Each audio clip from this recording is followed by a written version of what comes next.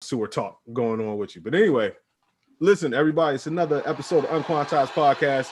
Welcome back on another Friday. We got some superstars, some heavy hitters in the building right off the rip.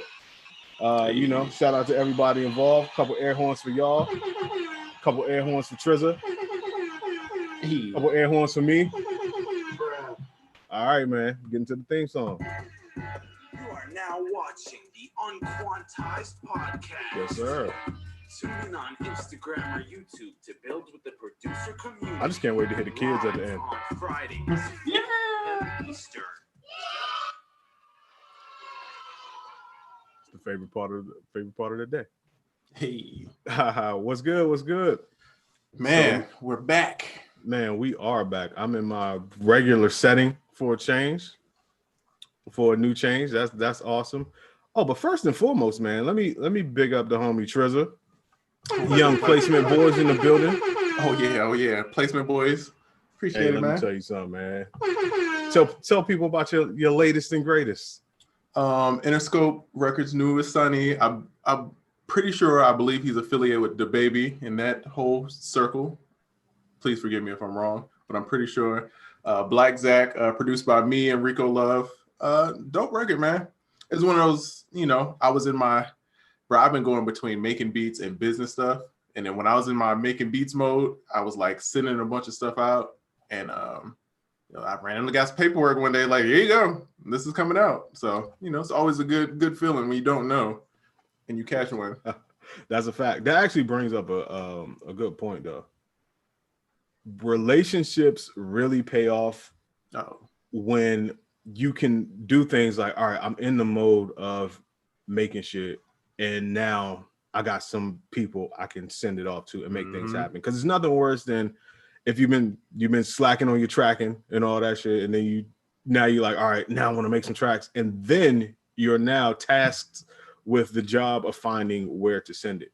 Right. When you weren't in that mode, that's a great time to build relationships. Or the last time you were in that mode, the last people you collaborated with, whatever, you keep those relationships fresh, because when you hot and you got something going on, you got somewhere to send it. You know what I mean? So, man, congratulations to you again. Appreciate it, man. Also, man, I'm gonna big up soundoracle.net over here. Hey. Young Realistic and I put out the most thorough vocal mixing course ever created. I call it simply the most comprehensive and easy to understand vocal mixing course ever created in the world. It's over 150 videos. It's over 14 hours long. All the videos are broken down into like real bite-sized, easy to consume chunks. And when I tell you this, it is literally every single process, technique, every single gem you need to. If you don't know anything about mixing vocals, by the end of this, engineers will be using your vocal mix as the reference track. That's how thorough it is. So, man, just big up. Yeah, man. Listen, it was a long time in the making. Boy, Whoa. I witnessed. Yo, me and the boy been busy this week, man. Me and Young Trizza. We've been working like crazy this week, dog, on everything, bro. I'm like, bro, I'm so ready to just chill and like, you know what I mean, to relax, make music. Oh my God, you ain't lying, bro. But we almost there, bro. We almost there. We had a goal. But the goal was to basically get all the important stuff done for the rest of the year by the end of this month. Looking pretty good, man. I'm on the 10-yard line. You know what I mean? So I'm a little further back behind, but I feel like what you on the 15 though? I'm probably about 30, because I gotta do everything twice. So that's the only issue. You know what I mean? Yeah, and so it's gonna get done. I literally have to get done this weekend because of other things. So I don't have the rest of the year to do anything anyway. So it's gonna work, man. It's gonna work. It's gonna work.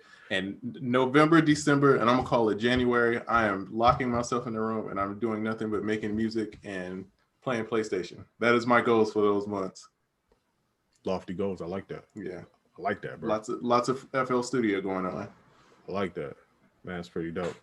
Young Smoking Nation said, dope track. I appreciate it, man. That grind work. Hey, man, listen. Gotta grind up. Young Ponzu is in the building. What up, fellas? Ponzu, what up, bro? What shit we talking today? Man, we talking about shit in a little bit. Come get some. You know what I'm saying? Young Scissor 215 in the building. Shout out to Scissor, man. Hey. If you don't know Sizz, man, part of the great I Standard crew, but great on his own as well, man. He's a pillar of this, what I call the online hip hop community. Kind of a deep dude too, man. So shout out to my guy Sizz. Hold on, let me shout out some people on the YouTube. We got Loner Boy Beats. He says, "What up?" Yes, we got sir. Sirius. He said, "What up, bro? What up, man?" Young Busy Works is always in the building. Oh, come on, Busy. Shout out to Busy, man. We was on the chat with him not too long ago. I feel like we missed one, bro. We didn't. What you talking about? Miss one with him? Yeah. Or... I think it was another one. I think we missed it. Oh shit. Yeah. Damn, my bad. I get the cliff notes. Please do.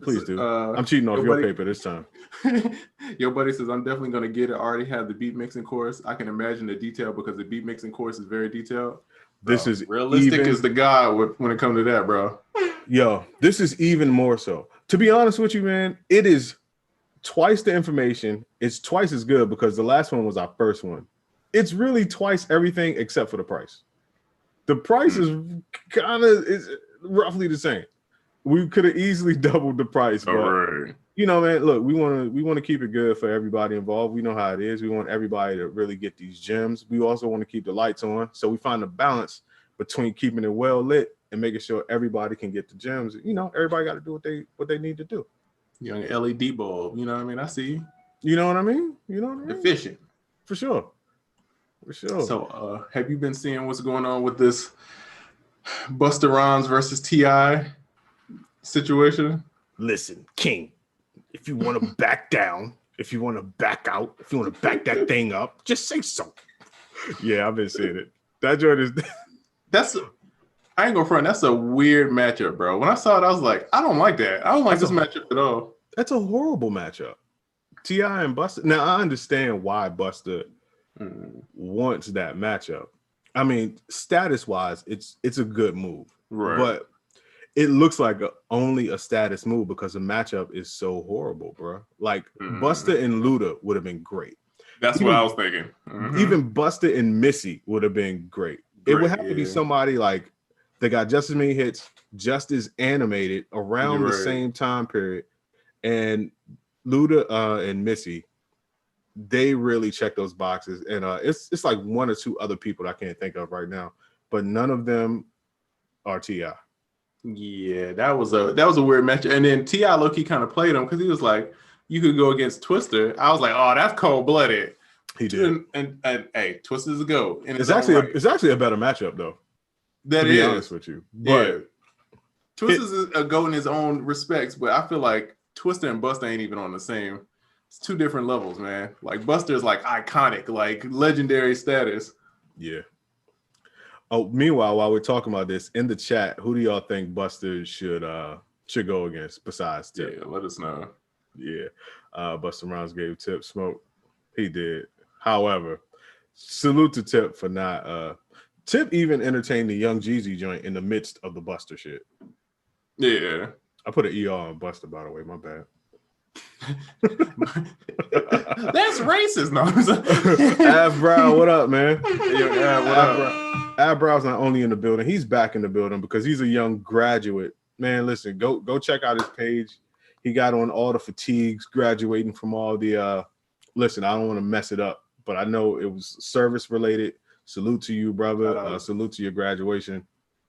Amazing, man. Keep doing your thing. And he say back on his grind now with the music. Hey, let's go. Yes, sir. Hive Mind says, sorry I'm late. That's all right, bro. We saved your seat. Don't worry about it. See, Chambers says, I'm taking out the halo. Yo, Chambers, bro. Chambers is funny, dog.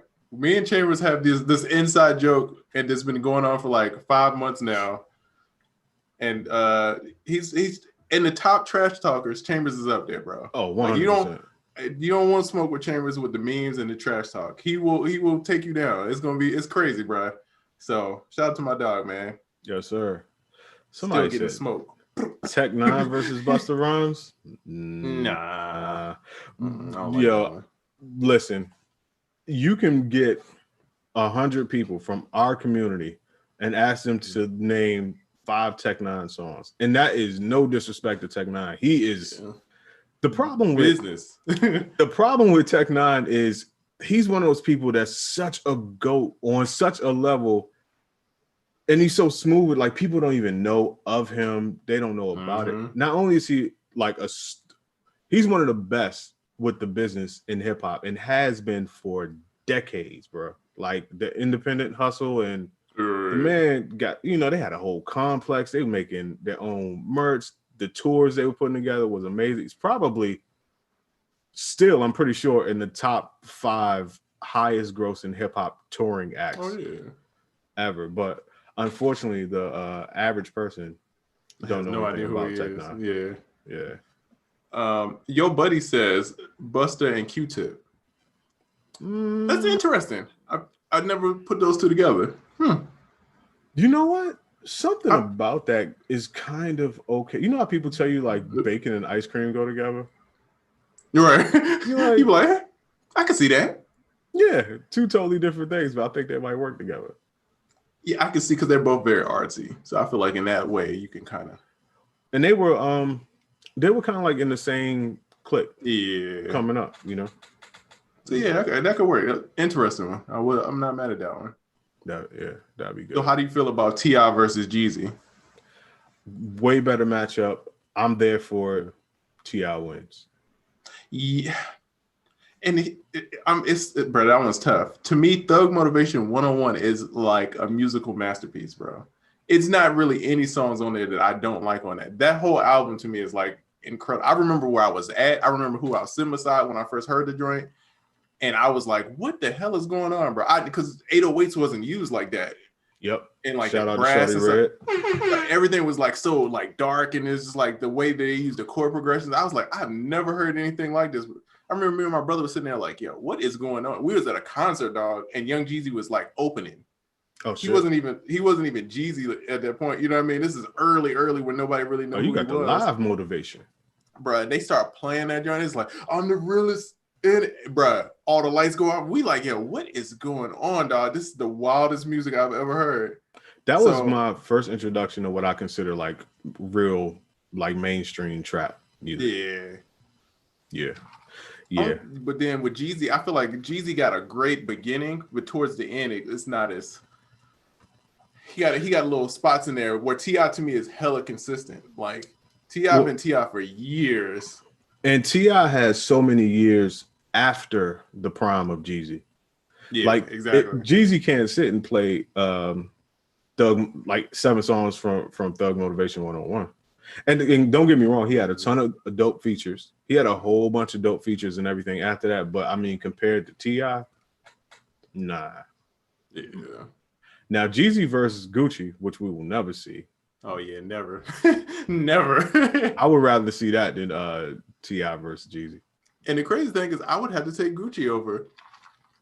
Gucci, I feel like Gucci to people outside of Atlanta has a weird stigma of people think he's like trash. But if you lived in Atlanta, I feel like you understand the greatness of Gucci and like how many hits he's got. Like DJing in the club, I'll probably play 10 Gucci records before I play, 5 Jeezy records. You're going to get that little Jeezy set off, but you still going to get a bunch of those Gucci records off easily. It took me a while. Mostly moving down here turned me on to Gucci, but it was a little while before that. I did a record for Jody Breeze. Hey, shout out to Jody Breeze. Right, shout out to Jody Breeze and Wayne, as a matter of fact. And shout out to them. And Jody's manager at the time, I came down to Atlanta, and he put me on to Gucci. And I was like, damn, I've been missing out, bro. Like, straight missing out. His manager was at the time? Do you remember his name? Yeah, Sammy. Rico Brooks, who manages Metro and all them, used to manage Boys in the Hood too back in the day. Oh shit, I ain't know that. Yeah, a lot of people don't know that. That's the same dude, man. He had Boys in the Hood back in the day, and he's the one that managed like Metro and Sonny and all of them. Boys in the Hood. But yeah, shout out to anything for profit. Yeah, shout out to Sammy. He was one of the first people I met in Atlanta, and I got to see the real Atlanta hustler spirit. Like, he was managing Jody. I came down for a meeting. He had an office. I never, people ain't have offices back where I was from. He had an office.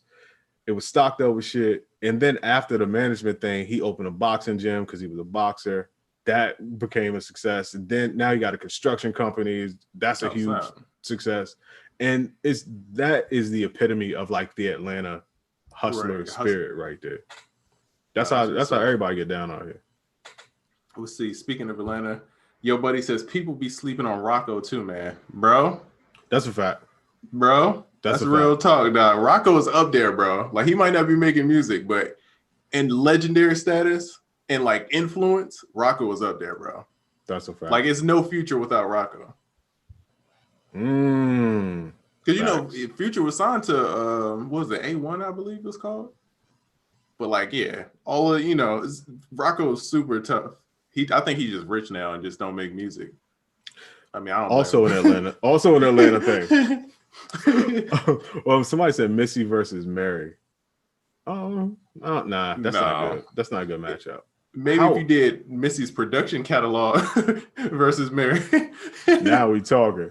You know, I was having a conversation with my wife last night. We talking about verses and shit, and we were talking about Beyonce versus Mariah Carey. Who you got in that? That's tough, bro. That's a good one, right? Because automatically, I think people will assume Beyonce, right? But if you think of Mariah's catalog, come on, OD. Like, Mariah was like, I don't want to say Beyonce before Beyonce, but Mariah is like, she wasn't Beyonce before Beyonce, but she was Whitney after Whitney. Well, Whitney during Whitney, but Whitney after Whitney. Mariah's catalog is like, even All I Want for Christmas, dog, is the highest streamed Christmas song. Like, it never fails, bro. It's gonna hit the Billboard charts every time.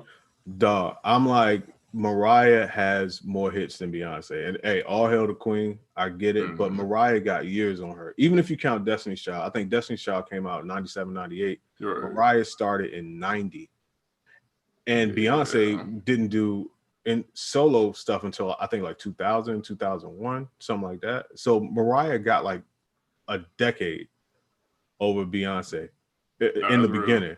I think Mariah got more hits. Now, who you would rather listen to is another thing. Right. But as far as like hits and a time span, dog, Mariah got that, bro.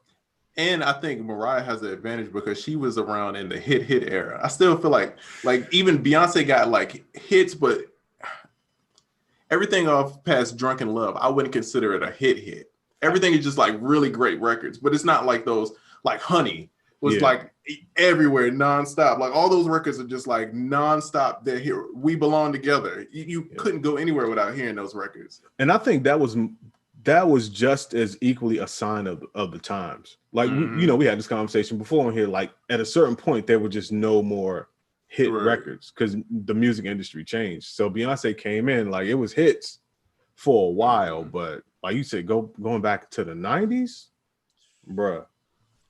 Hits on hits. That's a great matchup. I ain't even gonna front. That's a good one. Yeah. And I feel like Mariah's gonna be over there talking the most trash. Oh, she's gonna bring her own lighting. She's gonna crimp her hair like halfway through. It's gonna be crazy. Yeah, we'll talk off air, but I've had one experience and it was hilarious, bro. It was just, I was amazed at like, wow, that's a lot.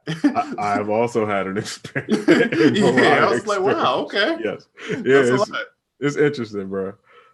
It's interesting. Janet versus Mariah says Smoking Aces. Actually, okay. I'm not mad. That sounded crazy to me as I listened to it, but now I'm thinking about it, that's pretty okay. Yeah. That's who you got in that though. Personally, I'm gonna go Janet. Janet, it's weird, bro. And I don't know if because Michael's her brother, but Janet is in a different, I don't even know who you match up against her. It's just like, she got so much history, dog, of like, how do you even do that? You know what I mean? The people there's one person that I would match up with her in terms of being on that level for that day, but then that's a wash, and that'd be Whitney Houston. Did we just go in two opposite directions? That's it, Paul. Not Scat Cat. Oh man. 2 steps forward, 2 steps back. Damn. Oh man. But yeah, she was popping like the Whitney days. You know what I mean? So yeah, that would have been okay matchup, but Whitney would have crushed with that. Someone said Michael Jackson versus Prince is the ultimate matchup. Bro, I don't even know. That would be the most groundbreaking versus in history. That would divide a country. Right yeah, it'd be wars after that. That's a fact. Yeah. Hey, who y'all got? Put in the chat who y'all got in Michael Jackson versus Prince. I feel like you know where I'm going, dog. I know you going MJ for sure. I got to, bro. Even and don't get me wrong, Prince's legendary status. You know what I mean? Oh, triple OG. I just relate it more to Michael Jackson. Yeah, I'll be honest with you. Oh, go ahead. No, I was just saying. Have you heard the demo of I Can't Help It If I Wanted To? The Stevie Wonder demo. I've heard so many. Bro, if y'all haven't, look up Stevie Wonder Michael Jackson demo, and it's Can't Help It If I Wanted To. Bro, one of my favorite records is the demo to a Michael Jackson record. Bro, it's so that joint, the Stevie Wonder version is so gangster, bro. Like, man, I love that joint. Damn. Yeah, that would divide a lot of people up, bro. Mm-hmm. Beats Music in the building. Salute to Sound Oracle and Trezor as well as the whole room. Oh, by the way, the art of vocal mixing is amazing. Y'all killed it again. Appreciate your family. Yeah, he said that's like asking someone to choose between God and Jesus. Come on now. Good one. Now, that's water or food? Who you picking? Facts. Quincy versus Babyface. Okay, y'all just getting there now. Oh yeah. Yeah. Let's see. Prince start playing them instruments. It's over. Prince would babyface you. Prince he gonna casually pull out the guitar in the corner, like he gonna be like this. Oh shit. I didn't casually. He just gonna be like, yeah, so. Right. Like, my guitar was not casual though. You wouldn't realize it was strapped to his back the entire time. He just bring it around. Like, that's the thinnest guitar I've ever seen in my life. How did he do that? Prince would make you think he has a whole band coming, but it's just him switching stations. Bro, I seen this Michael Jackson clip, and dude is like recording him, and he's like, where's the frame? He's like, are you right here? Or are you right here? He's like, I can see the Nike on your shirt. He's like, give me the camera, imbecile. I was like, yo, that's the most G joke. Go. Yo, it was so great, dog. I was like, yo, Mike was about it. Go. Oh, I remember I posted a while ago the Michael Jackson going shopping. Oh yeah. Post. That's some of the most G shit I've ever seen in my life. Two of those, three of those. Well, you know these are $250,000. I know, I have one, but I want two more of those. And package this with that. Matter of fact, put yourself in a box. I'm gonna take you home too. Like had bread. My man said something crazy. I think he said like 250,000. My man's like, yeah, it's all okay. Right. Put two of them in the box. He's like, I spent that on breakfast this morning. Yeah, are you serious? Like, yo, come on, man. I just got a whole new skin of suit thing for 250. Oh, Dr. Love said earlier, he said Wayne versus Gucci.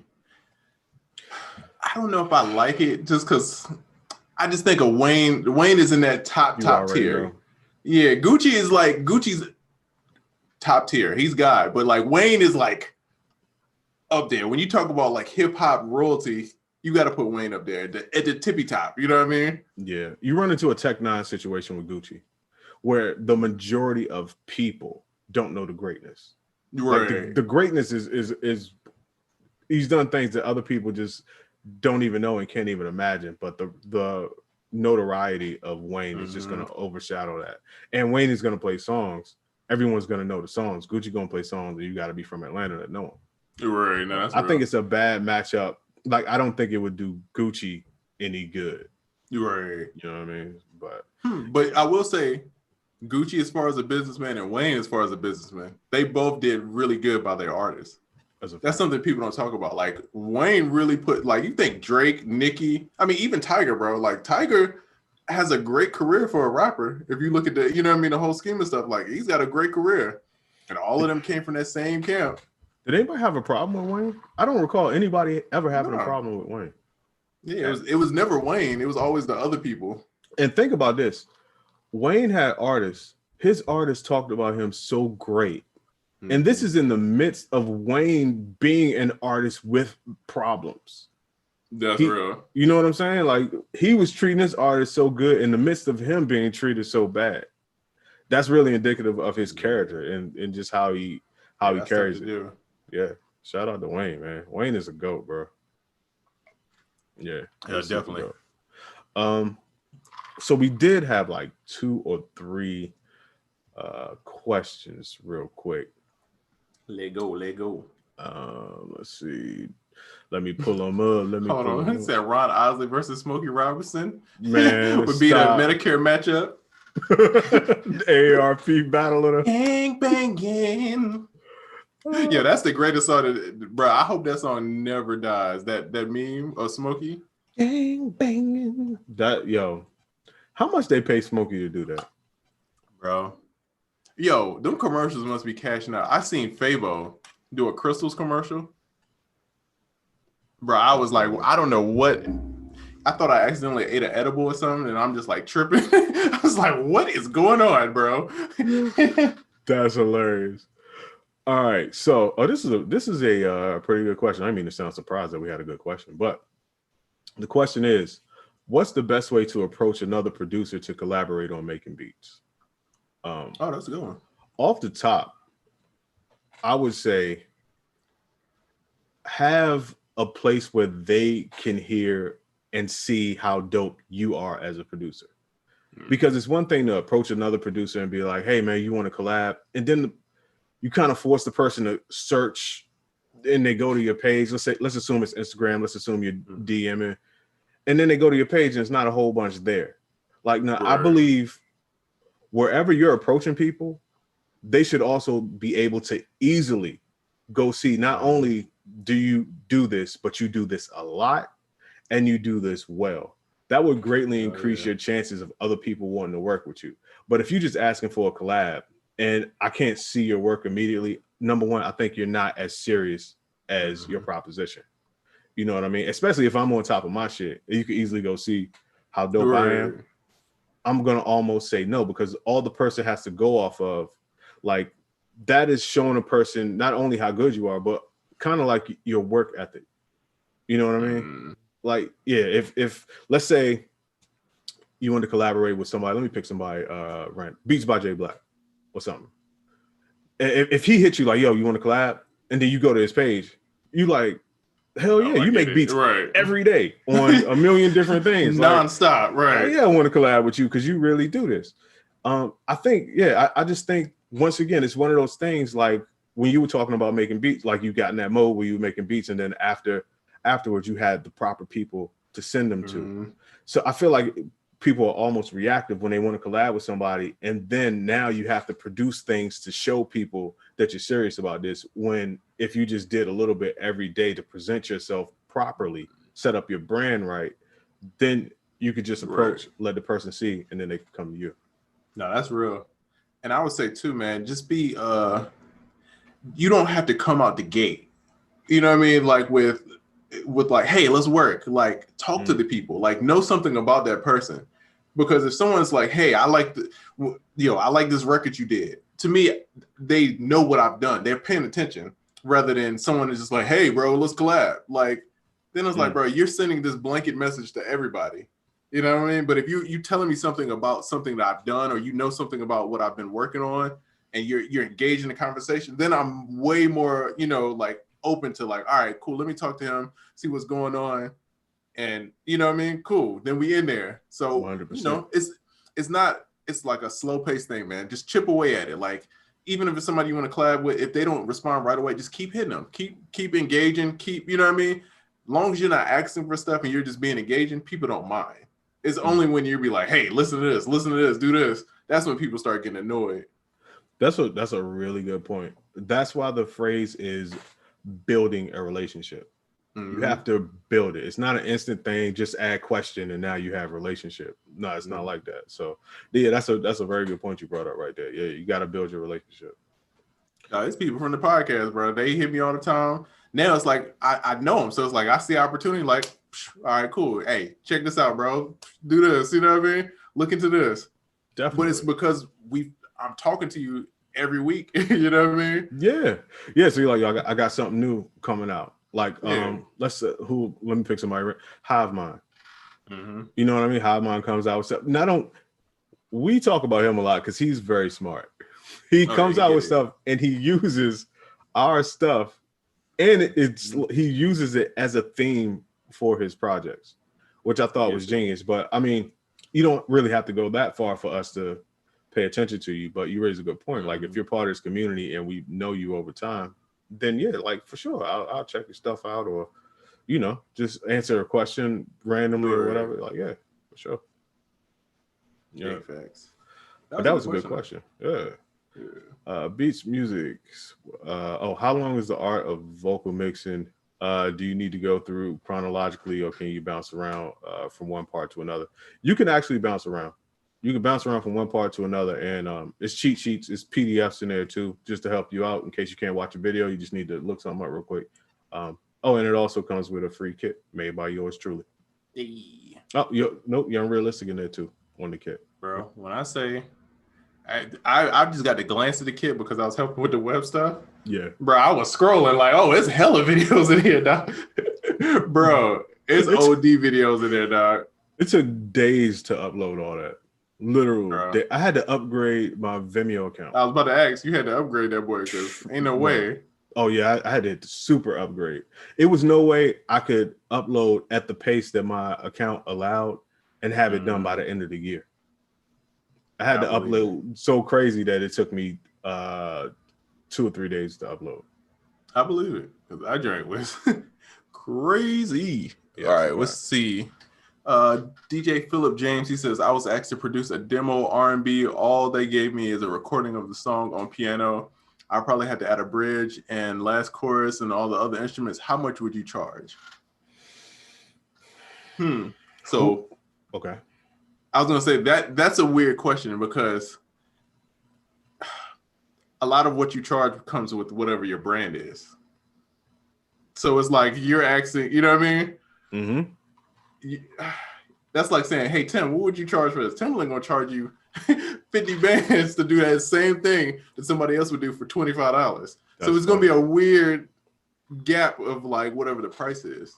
That's true. And I was actually going to come at it from the other side as well. It depends on who the person is. I don't know who they is, because and not saying that it's not about the status of the person. Mm-hmm. What budgetary field are you playing in? Yeah. Because we could 200,000. You know what I mean? Just something crazy like that. Like, oh, the people don't got that type of money. Like, so it kind of depends on the playground you're playing on too.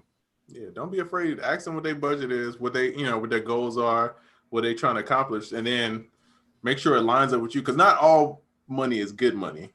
To me, I'll turn down doing records all the time 100%. if it doesn't fit what I got going on. You know what I mean? Yeah. He said we're both nobody. So you can't look at it like that. Nobody is like I don't like that word, man. You're somebody, dog. You know what I mean? Like you out here working, bro. You know what I mean? Yeah, at least hit the up and coming on them or something. Yeah, but I just ain't got there yet. You know I get what you're saying. So basically, what you're saying is, not a lot of people know about them. Not a lot of people know about you. Right. I get it, but it's still a real tough question, man. What's your worth?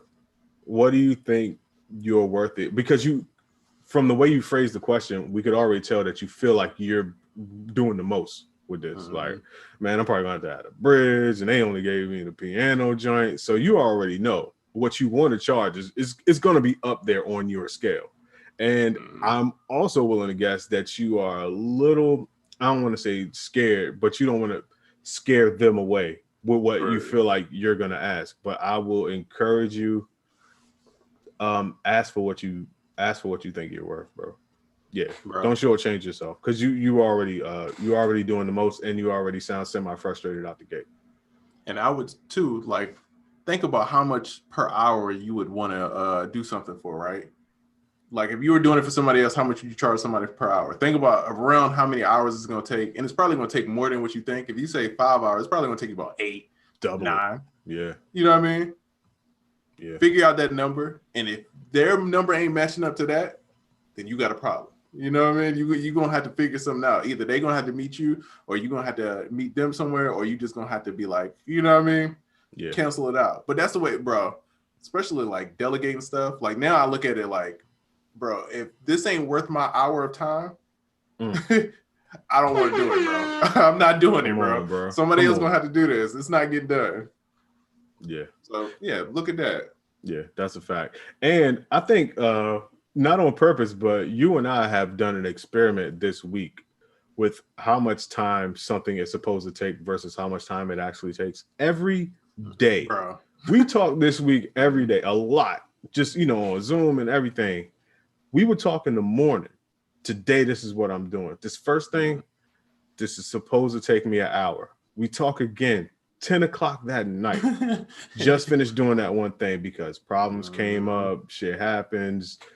Next thing you know, it's an all-day thing. So you got to really take that into account as well. So in your situation, it's going to take more hours than you think, judging by how it was delivered to you versus how I feel like you should have been delivered. I think you're going to have hella revisions to do.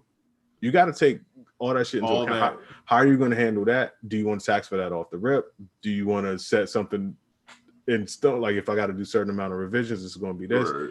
Always plan for it or prepare for it to go at least twice as hard or twice as long as you think the project is supposed to go.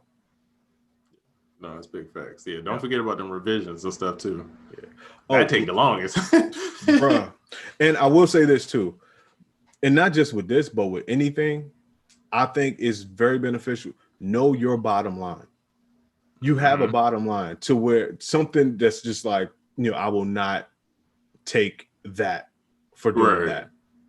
I always go into something knowing your bottom line. And unless things really change in your favor, now this is just how I handle things. Unless things really change around and you can start seeing other benefits that might not have been there before, you got to be able to stick to your bottom line, or make them sweeten the deal so much that, nah, man, fuck that. Stick to your bottom line, man. Like, you know, it's like with stocks. They tell you if it starts dropping, you gotta have a point where it's like, I'm getting out regardless, right? Yes. You gotta have that get out point, and then if it's doing great, you gotta have a point where it's like, cool, I'm gonna exit too, because eventually it's gonna go bad. You know what I'm saying? So it's like you gotta know where you're at, and you gotta tell these people up front, and then you can kind of base it off that. Because bro, especially in music, so many people be like, oh, I got a budget for this and I want to do this, and then they're not serious at all, and then you just wasted hella time, you know. So it's like, man, make sure, man, get a deposit. You know what I mean? Especially if you're doing custom stuff like that. Oh yeah, bro, get that deposit, bro. yeah. Don't come to me asking about business, and then when I start talking business, you look at me like I'm being crazy. Yeah, exactly. That is definitely my bottom line for getting the hell out of there. Like I've had instances where just doing songs with like major people, and you know how it is. Like, yo, we need the song. We're gonna pay you this much, but then somehow magically the song has to be in by tomorrow, and the money ain't quite there yet, but we really need the song by tomorrow. All right, look, put something on paper. Man, why you got to do all that? Wait a minute. You coming at me with urgent business. I approach you with semi-urgent business in return, and you're like, man, why you tripping? Right, exactly. I'm gone because I already know I'm not going to get my bread. Exactly. And now I already know that it got to be in by tomorrow as a tactic. Because I see how you maneuvering. So bottom line is, I'm out. When you meet business with business, and then that first part of the business turns crazy, get out of there. You're not gonna get your bread. I will say, like, we talk about Atlanta being a great place to like learn and all this. I will say part of the Atlanta circuit is like, it would be certain artists who haven't figured it out yet, and they would run you through these little circle of like, all the new producers work with these new artists who haven't figured out yet, trying to get somebody to figure it out, right? And after a while, you start realizing, like, how am I doing? I got to set my price. Y'all got to pay me for this. Y'all got to do this. And then you start figuring it out, and then it kind of moves you to a different level. But until you figure that out, they're going to keep running you in them same little circles until you like, oh, you smarten up. So, hey, man, figure it out sooner than later. Understand what you want out of it. And I mean, even if you like, bro, I want to get a new piece of gear or I want to pay my bill with it, you just got to make it worth your time. You know what I mean? So whatever that is, you got to figure that out. You don't have to OD tax. You ain't got to be like 10 grand for this record. You know, whatever makes you comfortable. But you know, yeah. Yeah. I've walked away from 5 figures quite a few times, and one potential 6-figure deal, just because I knew I wasn't gonna get my money. I knew, definitely. I knew, and the bigger the carrot they dangle in front of you, the more that you're supposedly be willing to put up with. But listen, man, 0% of 200,000 is $0. And you gotta know, when you're not gonna get your bread, and you gotta get out of there. But if somebody telling you like, yo, you could get $1 million by the end of this week if you just whatever astronomical thing I'm asking, that $1 million sounds really good. But if you look at the situation, you know, deep down inside, you ain't gonna get that money. You gotta get up out of here, bro. Don't let them dangle the huge Bugs Bunny carrot in front of you. Don't do that. Let's see. Fictionalized says, but a lot of people don't have a lot of money. Going through this economy, the way things are, get half up front, things don't work out. No, that's big facts. That's big facts. Good point. Fictionalized, like Tristan said, get a deposit, and don't be afraid to ask for things like half up front. Yeah. What are you afraid of? It's weird because music is the most informal business, but it's so much business to music. You know what I mean? That's how I say they in quotation mark. That's how they get you. It's super informal, but bro, like it's so much paperwork, so much details. Look at the amount. Put it like this: no matter how informal a business seems, look at the amount of lawyers involved. Look at the amount of executives involved. So it seemed like everybody chilling, man. People in meetings smoking weed with Jordans on, and the strip club. You in the strip club. It seems like, oh man, we having a good time. It's really informal. No. It's lawyers involved. More. It's paperwork. Listen, it's music and Hollywood. No matter how informal it seems, and those seem like the most informal ways, especially when people are courting you with business. That's when it's the most business involved. Yeah, be careful. You know, just know what you want though. Just study up. You know what I mean? Yeah, that's a fact. Let's see. When you're new to production, it's easy to jump at the first opportunity to present it. When is the right time to work for free to get in the door? That's a good question. That is a really good question. I think the right time to work for free is when either A, you can clearly see the benefit and how you would want it to play out, or you have a plan or strategy that you will be able to benefit or see most of your desired outcome through it. But I mean, just working for free just to work for free in hopes that maybe, possibly, could be somehow, I don't know. I've been in situations where people ask me to work for free. They may have been someone of note, but I kind of got the vibe like I might not have, like I'm probably not gonna, they're not in it to benefit me, but I would have a plan or strategy where no matter how this goes, I have a way to make it benefit me. Exactly. And then I'm like, okay, I'll do it. You know what I mean? So it could go totally awry from their end, and I still have a way to make it work out in my favor.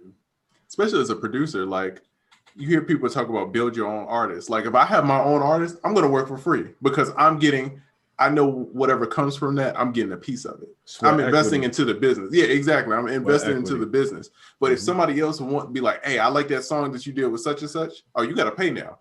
We're talking different business now because you want what I have, supply and demand. So that's the way I would look at it. If it's something that you're directly involved in and you're like getting stuff from the back end from it, or like, you know, like even business wise, bro, like it's certain stuff business wise. It's certain stuff I would do for Oracle, helping them out for free because it's my dog. You know what I mean? Oh, for sure. But if somebody else asked me to do the same thing, I'm taxing you. But because this is my dog and like I know he would do the same for me, it's no question. I'm gonna do it for free and not even think about it. You get what I'm saying? Yeah, but because you already know what it is. Once again, building a relationship. Building relationships it's not even underrated because it's talked about a lot. At least here it's talked about a lot. But I still think it's not the sexiest part of being a producer, but it's one of, if not the most beneficial part of being a producer. Or if you're gonna have a million hot ass beats and a full ass hard drive with no one to get them off to. Bro, I feel like me and you are like one of the few people that will take a break, hella breaks from making beats, but still catch placements. Facts. And it's always because of relationships. That's really what it is. Yeah. That's all it is like 10 years of placements has been just straight relationships. Yeah, bro. That's all, everything that I've got has been because I know somebody. I'm like, all right, cool, I'm gonna send it to them. And it just works out. Facts. Yeah, I stopped trying to get placements and still got placements yeah. based off of just strictly relationships. That's facts. Yeah. DJ Philip James says, are these live sessions recorded? Yes, they are. You can go to UnQuantized podcast on YouTube. Each and every one, honestly, I think from episode 1. Bro. Or wow. Yeah. Way back. Whoa. From early ones, they was a little wild. Yeah, you want a wild weekend. Go back to the single digit shows. Or even the early double digit shows. Oh man. Yeesh. Yeah. Let's see. Personally, I work for free at the beginning to build a catalog to present producers or artists. I could present their portfolio to someone and then charge later down the road. See, that's real. That's just what I was talking about. You had a strategy and a plan of how it could work out in your favor, even if you got nothing from that particular that particular situation. You had a plan. Like, I got this. Now you got a catalog. Now you can present it. Plan, strategy. That's when working for free pays off. I don't know if y'all seen The Social Dilemma. Ooh, have you seen that? Scary shit. Yeah. But like, Facebook is free, right? Because you're the product. Facts. You're the product. So if anytime something is free, somebody else is the product. So you got to, like they said, nothing in life is free. If something is free, that means somewhere down the line, somebody's monetizing off of it, right? Yep. So, it could be, I'm going to do this for free, but I know that in return, I'm going to get certain stuff out of it. And like when it comes to friends, like if Busy was to ask me to do something, bro, he got it because we had that. We're friends. You know what I mean? Beyond this, we're friends. So if he asks for me, like, hey, I need you to do this drop. I need you. No questions asked, right? But it might help him make money in the long run. And I'm cool with that. Like, that's what I want. I want all my friends to make money. You know what I mean? So that's the way you got to look at it. It's like, is it helping me get to where I need to get? And if not, and do I know these people? Am I building with these people? If I'm not building with these people and it's not home team, bro, they got to pay. That's a fact. That's a fact. And shout out to Busy, man. Just because we talking about him, Busy such a stand-up guy. So I got to get on Busy real quick. Busy hit me last week, a couple weeks ago or whatever, and he just wanted to chop it up with something, but he offered to pay me for a consultation or for information about something. I was like, man, if you don't get out of here, man, if you don't call me, if you just chop it up, bro. But I mean, that's just respect. An indicator of the respect and the type of guy that he is. And come on, man. No, definitely wouldn't charge you for that. But man, you're around good people, man. Yeah, good people. Good people attract good people.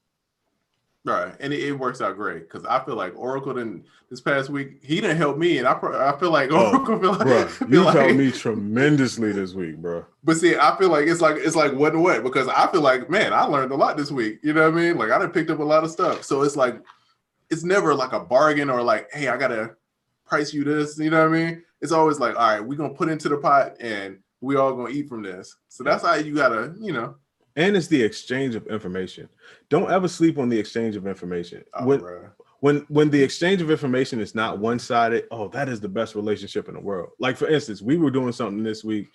It was a big undertaking, but it was something that Trizza knew about. I heard about it, but Trizza kind of had it and knew about it. Right. So then I get it. Then I start using it, and then you know how I go.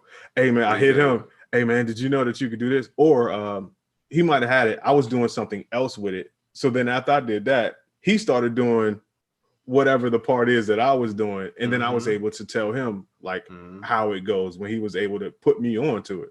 You know what I mean? But the exchange of information to go back and forth, especially when it's gems all the time, those are the best relationships to have, bro. Priceless. Literally. Real quick. Facts. And you learn twice as fast. Bruh. Yeah, super quick. It's funny because when I was doing what I was doing, I figured something out. And then when you hit me last night, like, yo, wait, did you do this or do that? I was like, nah, I didn't do that. He's like, damn, I was about to do that. Exactly. Save me hella time. Bro, I was about to go down a long path of doing the wrong thing. Man, that's what it is. Just back and forth with the gems. Yeah. So yeah, find your home team, man. With them, build, work on your relationship. And then, and here's the part that gets weird. Sometimes your home team is going to change, right? From me coming to Atlanta to now, I've probably maybe been with like 3 or 4 little camps of people, but it's been constant people always through the same joints. It just certain people kind of fall off and it change and all that. So you got to get used to that. But just know, like, all right, these people are down for me and I rock with these people. And even if I don't get anything in return, I help them. And then it's outside people, bruh, you got to pay. That's what it is. Tax. Yeah. That's a good point. Yeah, you can't will definitely change. I guess it depends on the type of person you are. Oh, the bag calling. Oh, shout out to the new Apple update. I like how it don't completely take you away. No cow going. Yeah. But see, I'm the type of person, I kind of keep to myself. I'm kind of introverted, so I don't really change camps. I just have certain people that I've been around forever, like you. Like we've been cool forever. But everybody that I'm cool with and that I work with, we've always been cool immediately. Like if you think about you, if you think about like Jay, just any of the people that you know me to be around, I just know I vibe with certain people and we become cool immediately, and everybody else I just kind of treat as the tax people. Right. You know what I mean? Or it's just a different type of relationship. But you're right. People will change, and certain people you got to know who to tax and who's in your exchange circle, as I like to call it. Big facts. Okay, this is a good question. Is it Flight School? He says, is it grimy to send the same 5-pack of beats to multiple artists? And what's the protocol when all hop on the same track? Or should I even care? Man, I think you already know the answer to that, bro. First of all, no, it's not grimy, because who paid for it? Nobody. When all 5 of them hop on it, it's about who gets it. And by getting it, it's whatever the price is you put on it or whatever stipulations you put on it. My thing is this. If you're an up-and-coming producer or just a producer in general, and you got somebody's like, yo, man, I love that, man. Yo, that's my track. How? Technically, no, it's my track. Right. You did what makes it theirs and what separates them from the other 5 people. And when you have 5 people that are all claiming something and put in nothing, except you're the only one that put in something, who does it really belong to? Therefore, those 5 people are fighting over nothing. You dictate how that goes. So that is your track. So yeah, all 5 people could get it. All 5 people could do a song to it. Who paid for it? Who's going to pay for it? Who's going to get it? Who's going to, however it's going to go, whatever I think the outcomes are. That's who it goes to at the end of the day. But don't ever peg yourself in a hole by like, this person really wants this beat. Right.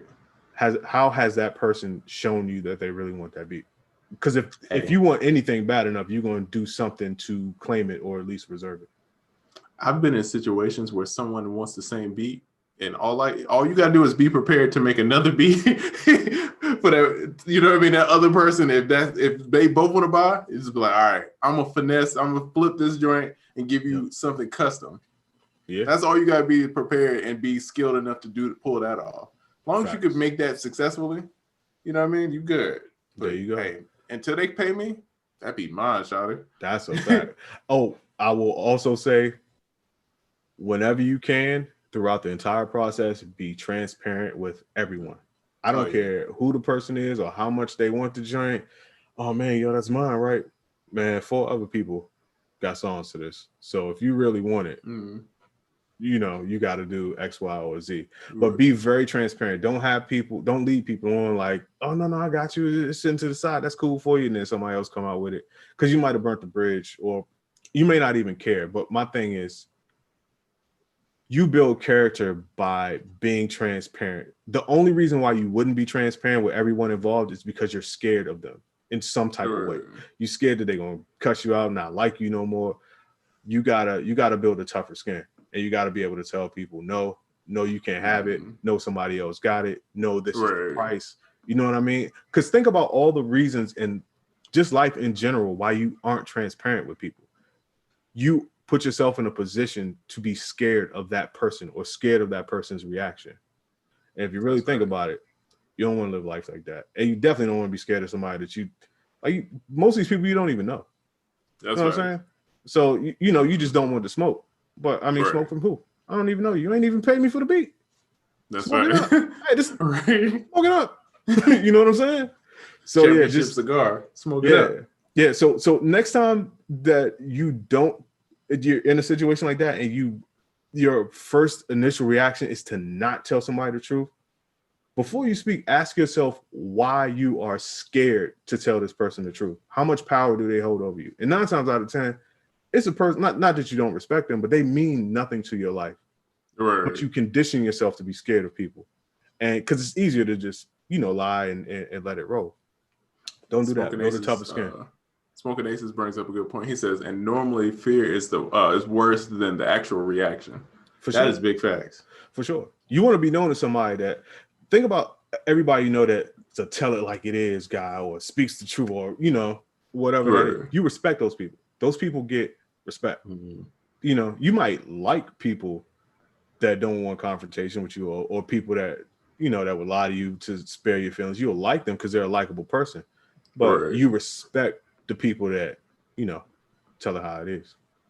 Okay, so here's a good question. I am Abram says, isn't it possible to let others use the track even if someone has it? Example, Sweetie using Lil Jon's Blow the Whistle beat. Okay, with that, it's different, right? Because that is an interpolation or a direct sample. Really, it's direct sample. Mm-hmm. But it's changes to it. They just sampled the beat and kept it very similar to the original and just put different changes in it, right? So Lil Jon is still a producer on that record though, but it's like almost like clearing a sample. Mm-hmm. It's not like she just took the same exact beat and used it. You know what I mean? Or you sold the beat to 2 different people. It's not the same kind of thing. You know what I mean? Yeah, but it's some business worked out.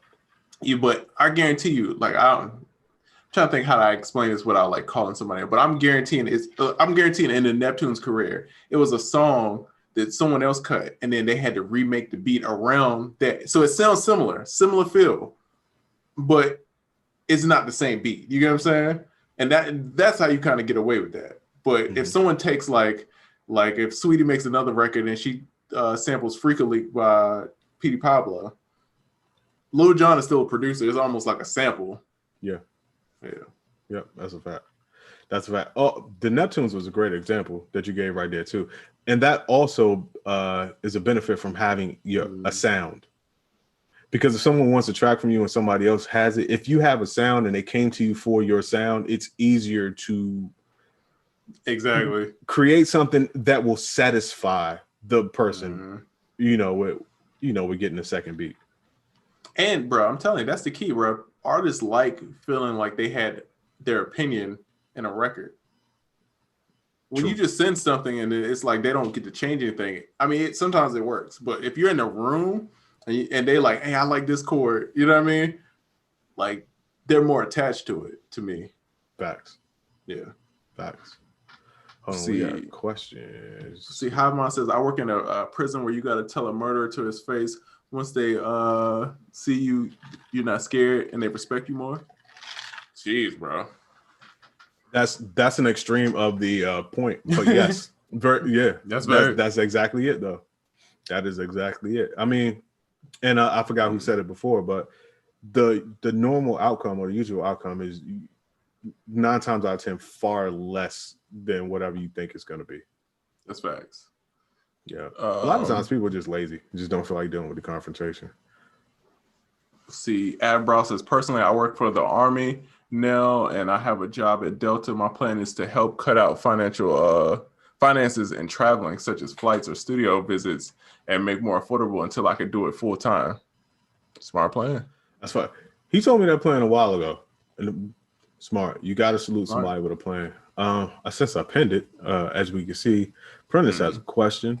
Do you have a story where you stumbled upon a placement from being in the right place? Yes. Not most of my places. I have a lot. Okay. I got a random one. I'm gonna go back to the early Interscope days.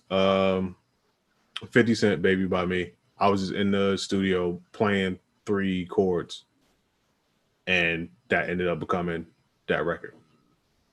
Just being in the right place, being in the studio, just playing 3 chords. That's it. And those are the only 3 chords I knew at the time, by the way.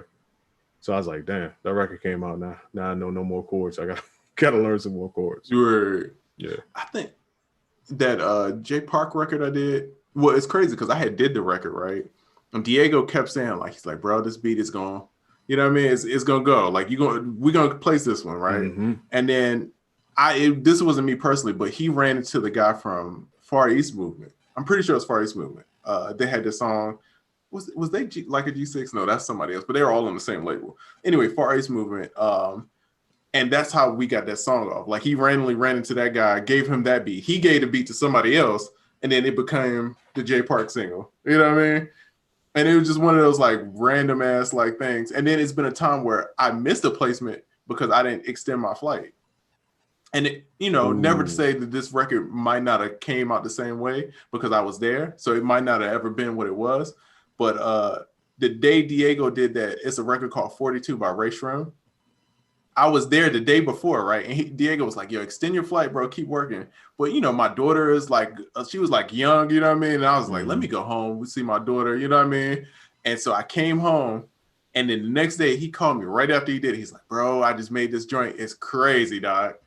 And that's what it was. He was over there with them, and that's what it was. And I was sick, bro. I was so hurt. Like, damn it, man. Yeah. I was right there. Because we were with them the day before, I believe. It was like a day or two before we were with them. And then all of a sudden, he goes back over there and catches that record. So, it's part of the game, man. And there's plenty of sick stories out there. Yeah. And then, too, if I would have been there, it might have been a different record. And it might not have ever came out to that. So, you know what I mean? You got to kind of take it how it is. You got to do the what ifs. Yeah. Yep. Do you know producers who create non-mainstream music? Yes. A lot. Yeah. Definitely a lot. And I feel like, Muscular Chords. I feel like I talked to you yesterday on a DM or something. That's name. Yeah, no bullshit. I feel like he went through a couple of days like brolic chords. That's good. Devo chords. But yeah, I know plenty of producers that create non-mainstream music. I would almost say I am one of those people. Like, when I make stuff just personally for me, which is most of the time, if I get a placement, it's because somebody else had a opportunity, most likely, and it was a certain direction that it had to go in, and I was able to just do that. But when I make stuff for myself, nothing really mainstream about it, bro. It's very Dilla Donuts. Like, sometimes you can't rap to it, you can't sing to it. It's just good to listen to. But I know a lot of people like that. Even people that put their stuff out that just make stuff that's not mainstream, And I know a few people, and they're almost, I don't want to like compare. I'm not like pocket watching, but I'm just saying on Success Meter, they're like what and what. You know what I mean? It's just one person is more known for doing one thing, and the other person isn't as known. But as far as like financial and like, you know what I mean, all this stuff, you can make a lot of money not being a mainstream producer. It's a lot, bro. A lot of these producers DJing out here doing, well, I mean, not now because the Romas, but before all that, it's like, you know what I mean? Like doing shows, doing all these tours, creating their own music. It's very possible. So yeah, like, I don't think you have to chase the radio. That's not, it's not for everybody. I mean, a lot of people, there are more people that are successful in music that aren't mainstream than there are people that are successful in music and aren't mainstream. The thing is, what you want, if you care about this type of thing, what you want is to have a core audience. You know what I mean? Like, somebody, if you're good at what you do, this is just my belief. If you're good at what you do, somebody is gonna like it. And if you do it enough and you show enough people, one by one, these people just going to start forming. Next thing you know, you have a community that likes the odd thing that you do that is definitely not like what the majority of the world loves. Right. So it just depends on what your goals are. But personally, it's just to make music that I want to make, and some people find that it's dope, and then they'll like it, or people won't like it. No expectations, just doing just you. A lot of just do you. Yeah, I think that's the best. And then too, mainstream is always changing, bro. You know what I mean? Like if someone would have said that trap records would be mainstream 10 years ago, people would be thinking it's crazy. Because at that point, trap was like looked on like, what the hell is this? Yeah. Now trap is the most mainstream thing ever.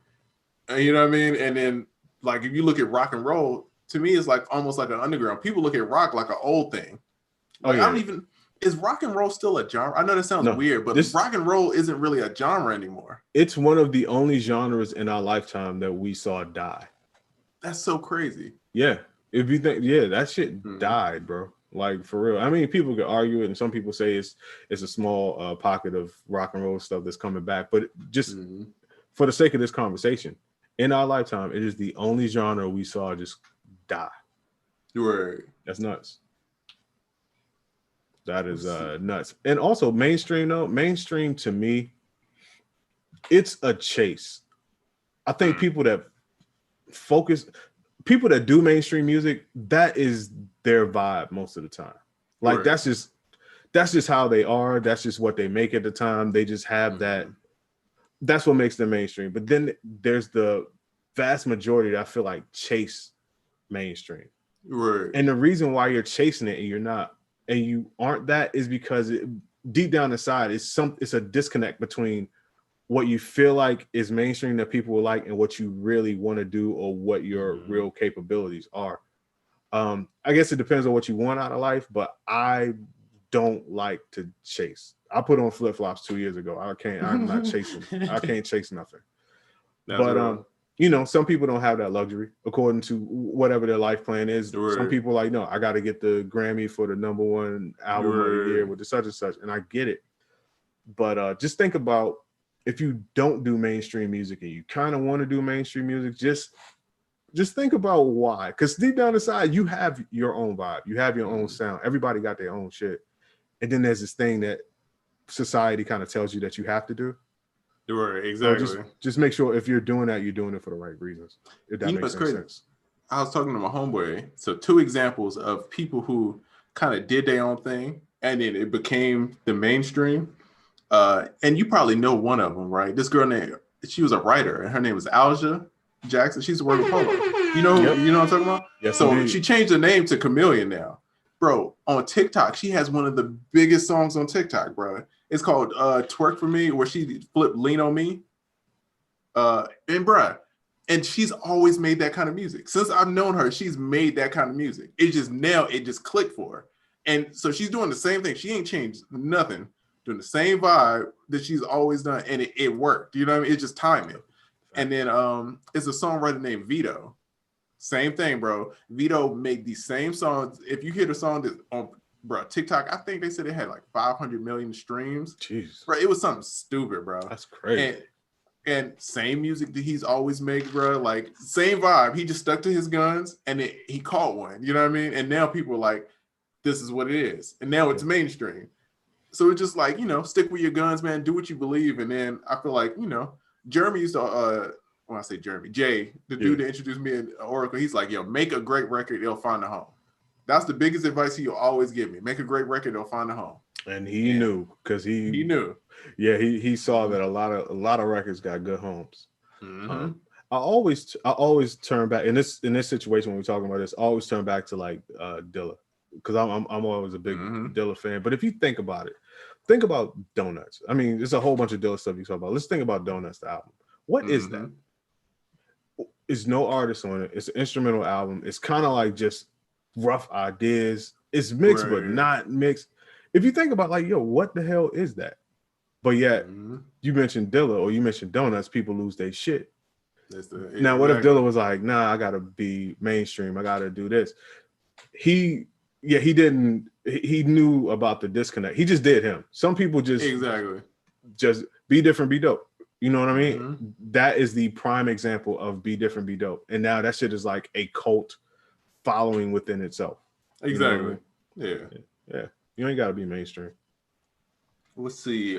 Philip James says, last week I was the guy that finally said he had the time to produce, and you told you guys, hold on, and told you guys I was trying to work on music, but was lazy-minded. And you told me to work on music at least 4 times a day, build that habit. And you said, if I can't do it, then quit. That hit me different. Well, it was hard as hell the next few days to stay on it, but you changed my mindset. Now I'm recording ideas I had years ago.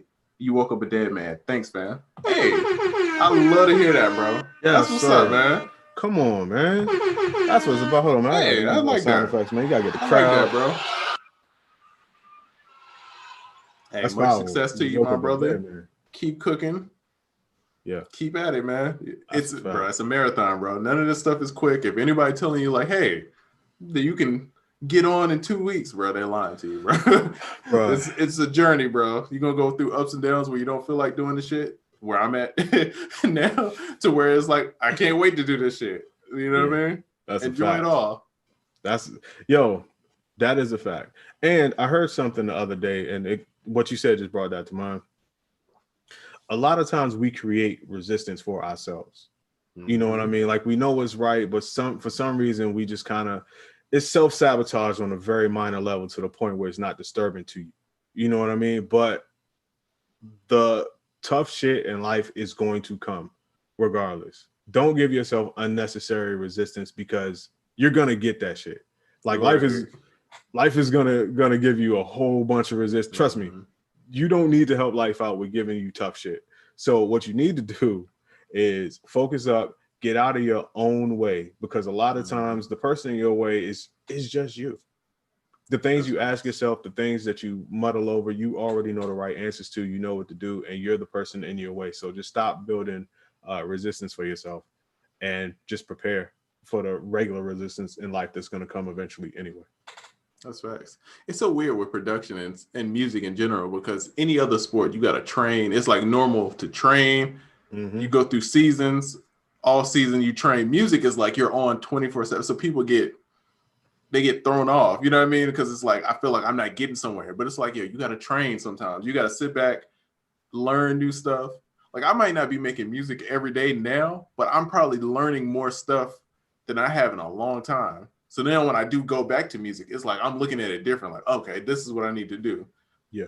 You know what I mean? I'm still training. I'm still getting in there and like doing the reps, you know? So that's how you got to look at music, man. It's a marathon. It's a slow paced thing. Dog, all the people that you see popping off now have been grinding 10 plus years. Yeah. Like Ayo and Keys been at it for you. It's probably 10 plus years now. Like, and they've been consistent. They just been grinding away at it. Shoot, who else is like? I'm sure Metro been at it. Sonny, all of the people, they've been at it for years, bro. And they just stick with it and consistent. This shit don't be overnight. For 99% of the people, it's not overnight. It may seem overnight to you because they were just happened to get popular enough on the night that you knew of them. You know exactly. You just slow to realize, or you slow to meet them. But yeah, nobody shit is overnight, bro. And then too, what people don't talk about being a newer producer is like catching one and you're not ready. Because that happened to me. I caught a big placement and wasn't ready. And so I'm getting thrown to all these sessions. And bro, I was always like a bedroom producer. I never like was making beats in front of people. I only made beats like at the house by myself. You know what I mean? So then it's like I'm getting thrown in big sessions and like, hey, make a beat right now, go. And I would like freeze up, bro. At the beginning, I'm like freaking out, you know what I mean? And then it's like I had good people around me that are like, oh no, do this. This is how you think, you know what I mean? So then I kind of caught on, but it was like a few months where it threw me completely off. So, you know, man, just practice for the time, you know what I mean? It's just like basketball. You got to practice, dribble, get your handles right, get your shot right. And then when it's time to shoot that corner three to win the game, you prepared. Go Lakers. All right, let's see. I think we definitely had a few more questions. Let go. So this joint says finding A players. That was a statement as well as a question. I think the question is, how do you find A players? It's a good question. That is a good question. I would say know what you're looking for in other people. And honestly, if it's something that you do also, try to be what you're looking for in other people. That's what you know what I mean? Because like, okay, you and I are different, but we're alike in certain ways, like probably like more like morality and you know, certain like life ways. We're alike. Right. So I feel like, okay, we gravitated towards each other because I know you through Jay. Jay is like that. So I gravitated towards Jay and gravitated towards you. So I think with this particular question, the same could be said. Like, know what you're looking for in other people, but try to be that person, and you'll attract like-minded people. And I think that is one of the easiest ways to meet A players. For instance, if you want people to have a great work ethic, like I got Realistic, who probably has the best work ethic on the planet Earth. Facts. I have to be a person with a vicious ass work ethic to attract that type of person, and to be able to, you know, like have that type of person in my circle, and vice versa. You just be what you want to see. Yeah, that's real. Because don't nobody, like, if you want friends with money, like if you don't have that money mindset, they're not gonna want to be around you. You know what I'm saying? Same thing with working hard. Like if you want people to be, you know, all your friends to work hard, and it's like you slacking, they're gonna look at you like, bro, I don't want to be, because you putting them down. That's you know what I mean? So it's like, but when people see that you're working hard and you have goals and you're trying to accomplish stuff, people will be like, oh, I like that. Like, I want to be around that energy. And they super with it. You know what I mean? Yeah. Otherwise, you just dead weight and you're taking advantage. It's so weird. All of my friends, we all, even if we're all not in music, we're all have that same, we're all creative, and we're all like super into creating businesses and running our own show. Everybody's the same way. Everybody that I hang with and talk to on like frequently is the exact same way. And I think it's just because we all kind of like, we see something in the other person, like, oh, I respect that. Like, you know what I mean? Like I see Oracle and I see how organized he is. It's like, I respect that, bro. I want that. I want to get like that. So it's like, for me, it's like, it helps me like, all right, this is something that I can accomplish because I see how he's doing it, right? And it helps me. And then hopefully I'm helping him get to something that he can, you know what I mean? Bruh, 100%. Trizza keeps me looking for new shit. Trizza's the new guy. Like, yo, bro, you heard of this? You tried this? And it is. You should check this out. And it makes you want to get on your shit and be like, you know what?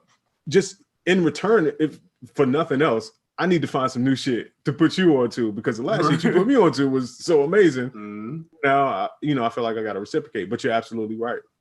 Yeah, man. Hey, be the person you want to attract, for sure. Big facts. Let's see. Yo, buddy says fall in love with it. Yo, big facts.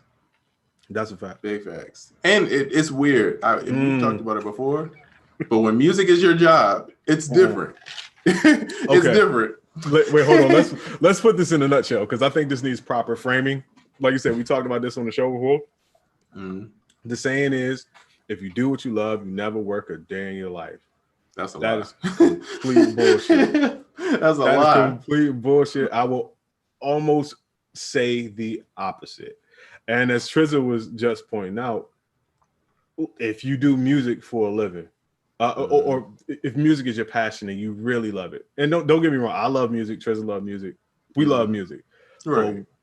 So when it becomes your job, it's a job. You know what I mean? So all of the things and the feelings that come with a job become attached to the thing that gave you joy. And a lot of times jobs can be more stressful than hobbies or things that give you dopamine, right? So now you introduce certain negative or stressful aspects into something that you love, and now they merge together. So now this thing that gave you pure joy that you could do at your own time, there were no deadlines, no you have to do it like this type shit. Now you're introducing that into the thing that you love. So how much love do you have versus how much of the stressful shit that comes with a job are you putting on top of it? If you put enough of this on top of this, this is now not exactly. Now you're working. You'll never work a day in your life. Shit, you working. You gotta get that album done by Friday, and the thing gotta be this, and now you gotta do it like that. Whereas before, you just did it however you wanted to do it. You did it on Sundays. You did it whenever you wanted to. So I understand, like, it's a cool saying, but I always say, just because some shit sounds cool or just because it rhyme or whatever, don't make it true. You know what I'm saying? Like, people say shit and people are like, yeah, that sounds good. I'm like, nah, that's not it at all. It's like when T-Pain said Wisconsin. It's like, it sounds cool, but that ain't right. Not at all. That's not correct, bro. That's Wisconsin. I often say that with shit that rhymes, because it's a lot of sayings that rhyme, and people are like, yeah, and I'm like, no, nigga. Like, okay, happy wife, happy life. No, life could be happy as shit, and you could be miserable. That's very true. Not a happy life at all. That's very true. Like, just because it rhyme, don't make it true. Come on, man. Yeah. If it don't fit, you must have quit. It worked. But that's not true at all. Obviously, as we saw how history worked out. Facts. So, yeah, just because it rhyme or just because it sounds cool, don't make it true. We'll see. Trizza got Oracle eating vegan. I don't know, man. I think he was already on that wave. I think that was part of the reason too. He was kind of cool. Yeah. I go through my spurts. Trizza is a diehard vegan. Like, that is his lifestyle. I do the back and forth. I do healthy things. And you're always healthy though. Yeah, and I do them for a prolonged period of time sometimes. But like, I'm drinking bourbon right now, but all this week I've been drinking I've been making this juice, grapefruit. What is it? Grapefruit, lemon, lime, blood orange, regular orange. Mix a little bit of that with a gallon of water. I've been drinking that every day. Drink a gallon of water a day.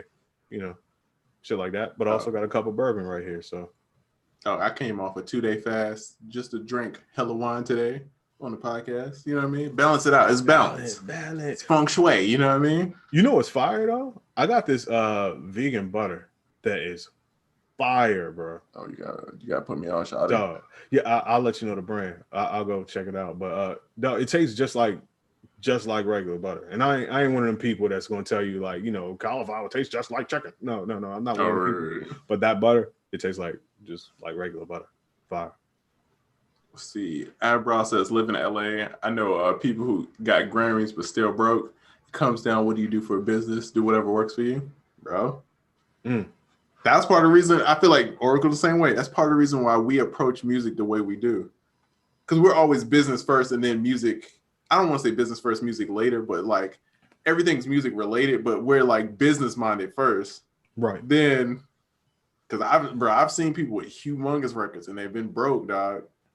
Yeah, that's a fact. I was one of those people. Yeah, me too. Hey, wait, this shit ain't right. I gotta get some business by myself. Yeah, but it's like, I've seen people and it's like they couldn't keep no money. They get these crazy deals, get all this money and be broke. And then it's just like, I don't want to be that guy. So it's like, how do I make a business that even if I'm not doing great in placements or selling beats or whatever, I'm still doing great in life. You know what I mean? Yeah. And then as long as that's the constant, I can do whatever I want and jump in and out. That's been my main goal. It's like, take care of my family and, be straight on that end. And then if I want to do music, cool, I do music. If I want to skateboard, I'm a skateboard. You know what I mean? It's like, but as long as the core stuff is taken care of, I'm there. That's a fact. I look at what is the most, for lack of a better word, what is the most profitable, and not just necessarily monetarily. I know profitable ain't the best word, but like what is going to reap the most benefits from life? That's what I'm going to focus on first. And then secondly, what can I sustain the longest without it killing me or without me just having to stop doing it altogether? Usually the most beneficial and the thing I can sustain the longest are the same thing. And I'll let you know something else. It's not making beats.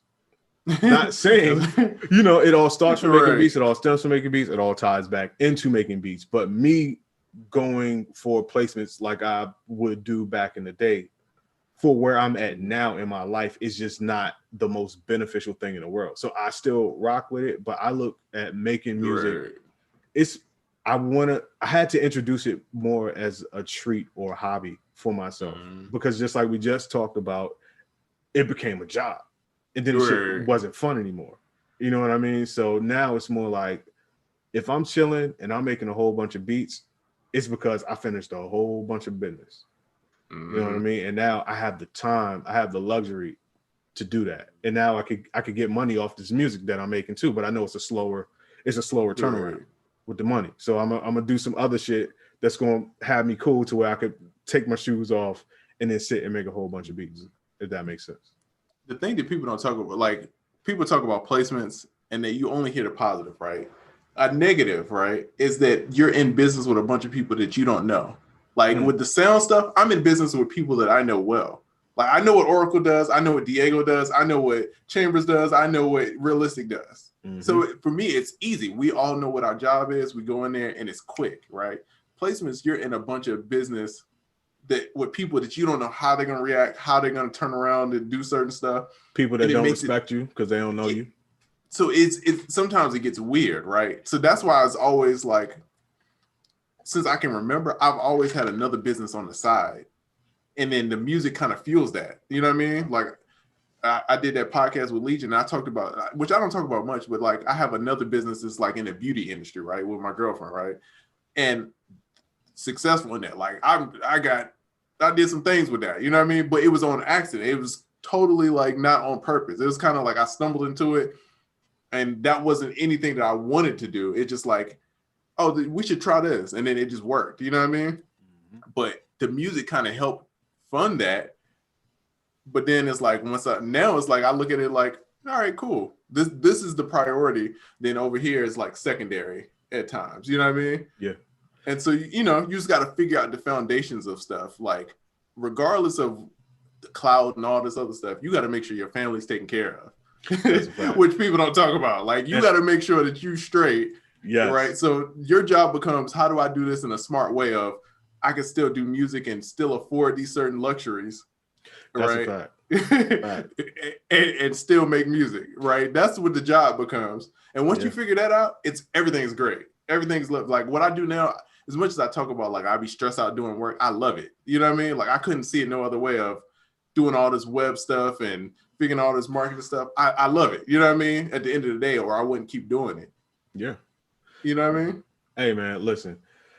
That's a very good point. Because in our industry, especially you being a producer and you want to do stuff, it's a lot of fun. And people tend to want to make money, but they want to make money doing the thing that is the most fun.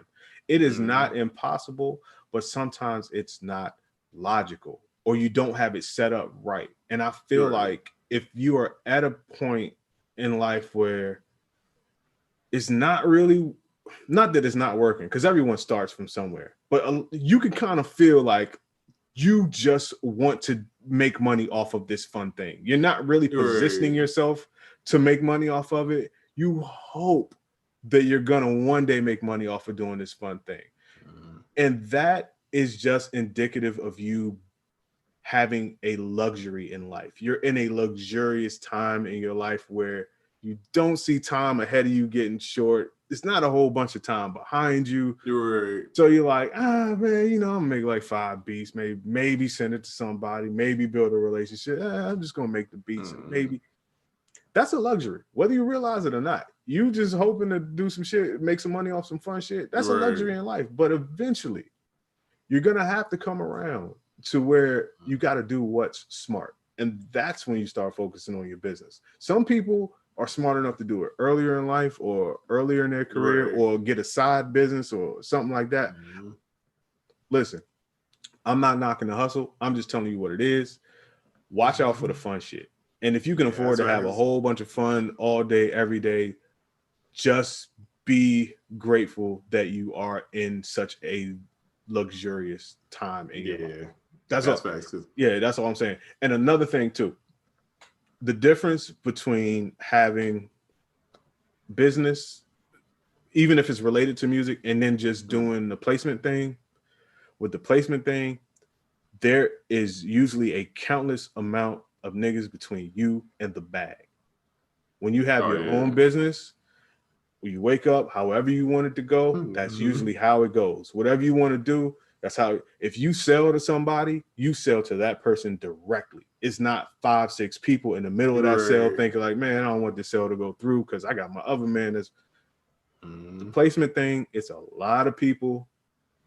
Depending on how big the placement is or what you in, it's going to be people in between you and the bag. And if a certain one of those people say, nah, I don't like that, that changes your whole trajectory. That changes your whole financial outcome. That changes whether you getting a 20-piece nugget for your family or a 4-piece nugget for your family. I don't like people having that much control over my life. So that's what made me be like, nah, I got to establish some type of business. I'm still going to do the music and it's still going to be music related, but I just can't have that many people that, as Trizza pointed out, I don't know. And if I don't know you, you don't know me. Therefore, you have really no reason to respect me other than being kind. So you can stop the whole flow of everything. Exactly. I just don't like that. So, you know, call it being a control freak, but yeah. And it's weird because I feel like people respect you more when they see you have your own stuff going on. Yes. People treat you, when you have your own stuff going on, it's like different. Like, oh man, you know what I mean? Like he got his own following. He got this. Then it's a different vibe. It's different conversations. But if you're just relying on them, right, it's cold-blooded out here, bro. Yes. That's a fact. And all my people out there with day jobs, do not be ashamed of your day job. Somebody out there needs to hear that shit. I don't know who in this chat or who's gonna watch this after the show, but somebody needs to hear that. Do not be ashamed of having a day job, because you know we're in an informal industry. It's the music industry. It's hip hop, and it's built off being braggadocious and having a lot of shit. So it comes with the territory. That's the stigma. You know, that's the whole vibe of it. But be smart. Be smart, man. Listen. Putting them groceries on the table, you don't put groceries on the table by being cool and looking like you got shit. You put groceries on the table by having shit, and you have shit by working hard. And if you working a day job before you can get the music shit popping, be proud of your day job and work that shit tough. Like, work it hard. I don't give a damn if you want to quit next week. You work hard enough to where you could be the manager next week, even if you plan on leaving. You know what I mean? Because it builds discipline. Any job that you have, anything you're supposed to do, you're supposed to work that shit as hard as you can and put forth your best effort anyway. Because all you're doing is building character for the next thing that you want to get into, which is really what you want to succeed at anyway. So don't start building a good work ethic when you start doing what you really want to do. The best character is built by doing shit that you don't want to do. So all my day job people out there, be proud of your day job. I don't give a fuck what it is, and go out there and just work that joint. Like, work it and be the best at it, because it'll make you a better person when you get your own shit. Because I feel like we both talked about like how like a lot of our friends don't have regular jobs, right? But at one point, everybody did, and everybody used that to leverage. You know what I'm saying? It's all about leveraging. Like, all right, I'm making money from this thing. I'm gonna take this money to make something else happen. And then as soon as that money starts coming in, I'm gonna take that and use it towards something else. And you just keep leveraging up, right? So if you don't want to have a job, it's cool. You know what I mean? Like, I get it. I'm not the job type person, bro. That's not how my brain is structured. But if you have a job, I'm not mad at you. I get it. Everybody got to eat, bro. You know what I mean? And I went through a lot of times of being hella broke to figure out how to make money in that situation. You know what I mean?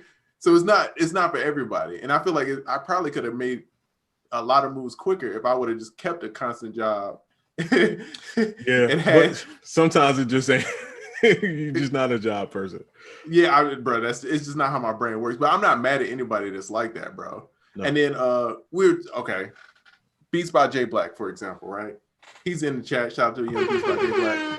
There he is. He's a person, bro, that I feel like we caught him kind of early. We knew who Beats by J Black was kind of early on in his career. Yeah, probably not the very beginning. I feel like we caught him like halfway. You know what I mean? And we've got to watch him go from a guy who's making content consistently and out here and wasn't living in Atlanta, you know what I mean, and just kind of traveling back and forth with a day job. With a day job, to a guy who is out here doing what he loves. Bro, I seen it before and after of his studio. I'm like, bro, that's great. His studio looked better than mine, dog. Oh, 100%. Yeah. Yo, his studio is amazing. You know what I mean? Like, and it's just dope seeing like, okay, you being consistent, you putting the effort in and where it takes you. You know what I mean? And like being smart about what you're doing. And he's a great example. Like, if you gotta, get a chance, go all the way back to his early Instagram and see where he started at, and then look at where he's at now, man. It's incredible. And then the fact that he did it with his homie, Trizzy, you know what I mean? it makes it even doper. You know That's what a I mean? dope story, man. Yeah, so much respect, man. Facts. Let's see. Someone says it's so challenging though. When you're blind and your employers look at you as if you're not able to do anything. So all I have is music. Actually, not so. I'm not gonna say not true because you live it, and I can only imagine. But perspective is everything. You know what I mean? And also, the best people that do the best have a chip on their shoulder or have something to prove. You know what I mean? So a little bit of that adversity could be the thing that gets you to wherever it is that you really want to be. You dig what I'm saying? Like, you know what I mean? There have been plenty of times when people thought I couldn't do something, and nothing motivated me more to want to do it, whether I succeeded or not. Nothing motivated me more than those people telling me that I couldn't do it, or at least looking at me like, nah, like you ain't it. You know what I'm saying? Exactly. So I would just say, take the frustration and turn it into fuel. You know what I mean? It's a half full, half empty situation. Right. You know what I mean? And I even got friends that's like this. Like, we talked about it, a couple episodes ago about like people you grew up with, but you can't expect somebody to understand the lifestyle that you want to live when they don't understand what it is, right? If nobody knows, most people don't know about music production at all. Like, so me and Oracle have these calls with Facebook, right? Because if you spend a certain amount of money, you can get in, they call you, they try to help you out. The dude I have as my rep has no idea what music production is. He's like, wait, so you sell sounds? Like, how does that work? Like, clueless, right? Good guy, right? But has no idea. So if you work in a job, most people don't understand that lifestyle. They don't know what comes with it. And then you're expecting them to kind of understand what you're going through and what you're trying to accomplish. To them, it seems like made up. It seems like a fairy tale. You know what I mean? Yeah. But once you start getting around more people that do that kind of thing, everything seems more realistic. And you start being like, man, I could do way more. So, man, use that job, man. Use the money to fund something else that you're into. And then once you get to a point where you could, fund yourself with that, move on to the next thing. And then use that to fund, you know what I mean? And you keep always just trying to keep progressing up. But yeah, I mean, don't get mad at people if they don't understand it, because it's hard to go through life and not be offended by certain people. It takes a lot of discipline. But yet, man, hey, look, man, some people just dicks.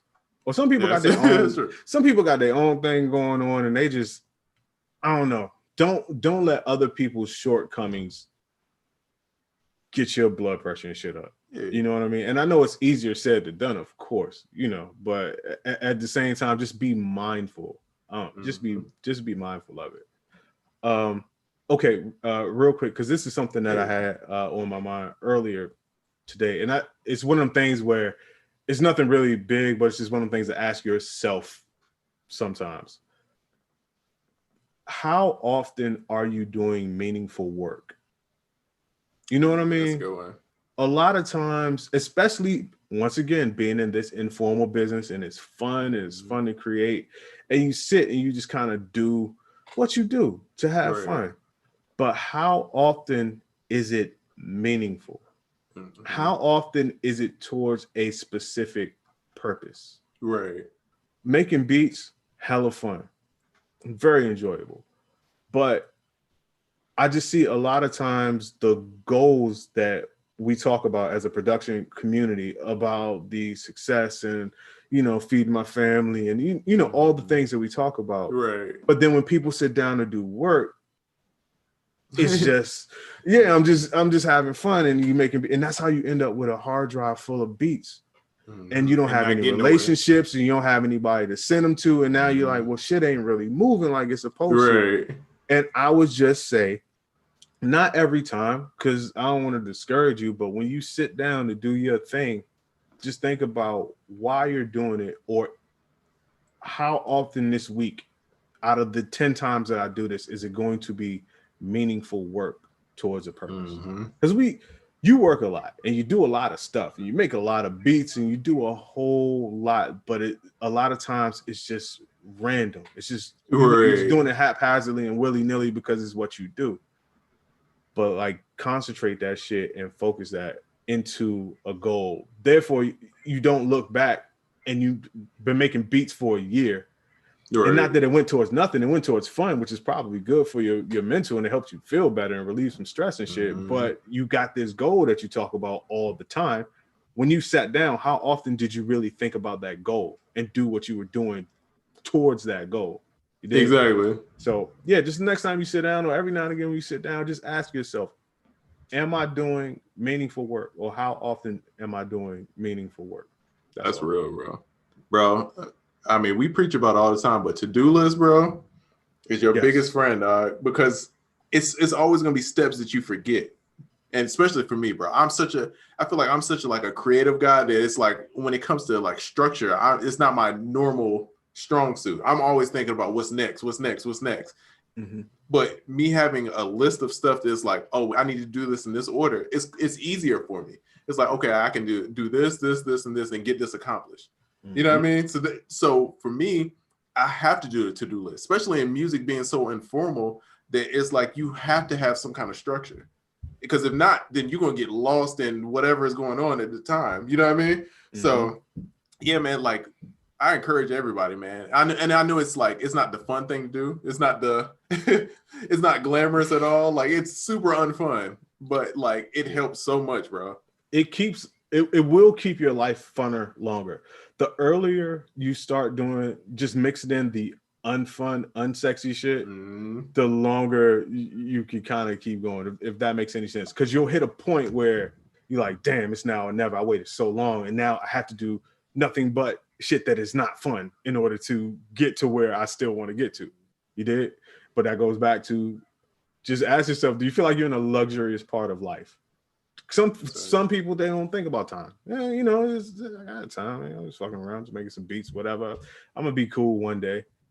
Bruh, you never know. You never know what one day is all I'm saying. So don't get stuck cramming for the test. You study a little bit every night type deal. Because one day you're going to find yourself cramming and you're going to fail that fucking test because you never study. All you did was have fun, you know? Shout out to Don Corleone, man. Oh, he got a placement. Yeah, he on the same project, Black Zach. I believe he had 2 or 3. That's right. And they fire jams, bro. All jams. Man, y'all killing, man. Y'all killing, man. Salute to both of y'all, brother. Hey. Yes, sir. See, Smoking Ace says, Trizza, I appreciate you saying that because I still fall in that problem of getting stuff organized, bro. Only reason I got good at it is because I had to. I was in a situation where I'm running a business for another business, right? Me and my girlfriend running a business. I'm trying to make beats, and then I'm running a business myself, right? And I got to the point where I would start getting so frustrated that I couldn't get stuff done, right? And so I had to look, like, the common factor is me. I'm in every one of these situations, right? And it's the fact that I'm not organized. I don't know what's important. I don't know what needs to get done first. And so I talk about it, but I have a ritual every night, right? So during the day, say like Oracle's like, yo, we got a call Wednesday, 4 p.m. I open my phone, I put it in my inbox, right? I got a little inbox for all the tasks, right? Once a night, I go through, I sort everything in that inbox, right? And I put it in a place. Once a week, I go through every little folder I got in there. So it's like I'm always kind of on what I need to get done. And some stuff, I ain't gonna front. Some days I slip, some days I like put stuff off to the next day, but I always know what's the most important stuff. So it's like I get a lot done in a short amount of time because I know if I can knock out these 5 things and then outsource this to other people, I'm gonna get hella stuff done in a quick amount of time. And that's kind of how we all, you know, we run stuff. It's like between me and Oracle, like running the same kind of play and like having the same kind of mindset with stuff. You know what I mean? Yep. And you took it to the next level. You went to outsourcing. But now the thing is, in order to outsource, you got to know what you got to do. Exactly. In order to know what you got to do, you got to have a list of shit together. You know what I mean? I'm huge on list, just organization in general. And really, it's because part of me is lazy. Everybody like, yo, you're an artist, you work so hard. At the core, I'm not. I want to be lazy, but I'm not a lazy person. But having lists keeps you. My thing. Okay, here's where the laziness and the list come together. if you have a goal, let's say I got a goal, I'm going to spend that one day or those few hours to break that goal down into as many steps as I possibly can. And I'm going to put an end date on that goal, and I'm going to list all my steps backwards. Now, from day one, whenever I got to start that, all I have to do is look at the list or whatever. And all I have to do is these very few small things every day. I don't even have to think about why I'm doing them anymore. You know what I'm saying? Exactly. Like, you could just sit down. Decision fatigue is real. I'll get to that in a minute. But yeah, if you just break your goal down and work backwards. Now, every day, just look at your list. Just do whatever's on the list, cross it off, try to do them one time. Sometimes, like you say, sometimes you slip. But also, you got to know what you're supposed to be doing to even know that you're slipping in the first place. But that's some other shit. But anyway, you just work the goals every day. And if you stay on task and just do everything that you wrote down, barring any unforeseen craziness in life, you're going to accomplish that goal mindlessly almost, because you thought about it, you broke it down, and you knew what you had to do on day one. You could forget what the goal is. It could be to make $1 million. If you break it down well enough, plan it out enough, and just do what you got to do every day, you can forget why you're doing it. And at the end of that time, you're going to look up and guess what the hell you're going to have? $1 million. That's right. You're like, I don't even know how the hell I made this $1 million. It's because you made a plan 365 days ago. But like you said, when you're slipping, you got to know what you got to do to even know that you're slipping in the first place. And then once you break something down into so many goals, which gets to the other thing you mentioned, outsourcing. Because now you're like, well, damn, if it's 52 steps, and I'm looking at some of these, I could alleviate 10 of these by outsourcing them to other people. And that's something we can get into at another time. But the thing is, in order to finesse, in order to accomplish, in order to not stress yourself out so much, to-do lists, goals, organization, make a plan, work your plan. Life is going to get funky on you sometimes, but for the most part, if you make the plan, you stick to the plan, dog, you're going to accomplish some goals, and you ain't got to cram for that test, you know? And maybe we'll talk about it next week, but we need to talk about how people need to start getting their New Year's goals together like a month ago. People always wait till New Year's to start their goals. It's like, bro, it's too late for that now. Like, dog, you need to start planning this weeks and weeks ago. So when New Year's happening, like, we don't really talk about New Year's. Like, we don't do that like necessarily. It's like, only thing New Year's is for me is just a fresh on the calendar. But I don't really do New Year's. Like, I don't have a resolution, because it's like, only thing I use it for is like, all right, quarter 1, everything's starting over. Let me like reassess. This is where I want to focus on. This is where I want to get better at. You know what I mean? Yes. But I'm thinking about that October. Yeah. What you drunk on December 27th? Like, man, you know, next year I'm gonna kill it. I'm gonna have it. No, but the thing is, I feel like we do this every like couple months. Like, once you start figuring out that system of like, every week I'm gonna look at the overall picture. Every 3 months I'm gonna look at like the big goals and see where I'm at. Then it's like, all right, cool. I'm in there. Yeah. And you start chipping away. Think about it. Everything we talked about. Now, listen, we worked super hard this week. We worked crazy hard. A lot of the stuff that we worked on so hard isn't even happening this month or next month or the month after that. You know what I'm saying? But we don't want to get stuck. You know what I mean? You don't want to get stuck being up to the last minute. By the way, shout out my brother DJ MacGyver. Hey, MacGyver, what up, bro? He said, wait, what did he say? He lived by this for the last 13 years. That's a fact. I've known my brother for 13 years, and I have none of this going on when I met MacGyver. No, nothing, not even close. I couldn't even fathom. But he's right. To some degree, I wasn't as disciplined, or I didn't have it figured out to the point I have it figured out now. But yeah, he's right. Just living, just living by that. Just living by that thing, and then you will see some type of progression from discipline. And see, I got it from you. That's the crazy thing. I couldn't imagine Oracle not being like the organized like wizard guy. That's the way I look. So when I met you, I was like, damn, like he's doing a lot of stuff. You know what I mean? And then I picked it up from you, like, oh, how do you do this? And then it helped me. So I live by it, bro. Like, yeah, you my man. You helped me realize that it was valuable. just logically kind of think like this, but in my mind, around it, like I'd never do enough. I'm like, nah, I'm not doing enough. I don't plan enough. I don't, you know what I mean? So in my mind, it's not enough. But then, you know, I met you and you're like, nah, like this is, it took you to make me realize a few things. Like number one, I should have started showing people how I make beats and tell people what I'm into, and the organization thing and all that. Like, oh no, this is a thing, you should really get into it. So man, shout out to you, bro. Somebody's in here spamming their music. I see Spam Greer. I see Spamela Anderson. Yeah, son. You can't spam me music in here. They gonna get you. Spammy Sosa. Spammy Davis Jr. Spammy Davis Jr. in the building. Damn. Yeah. Let's see.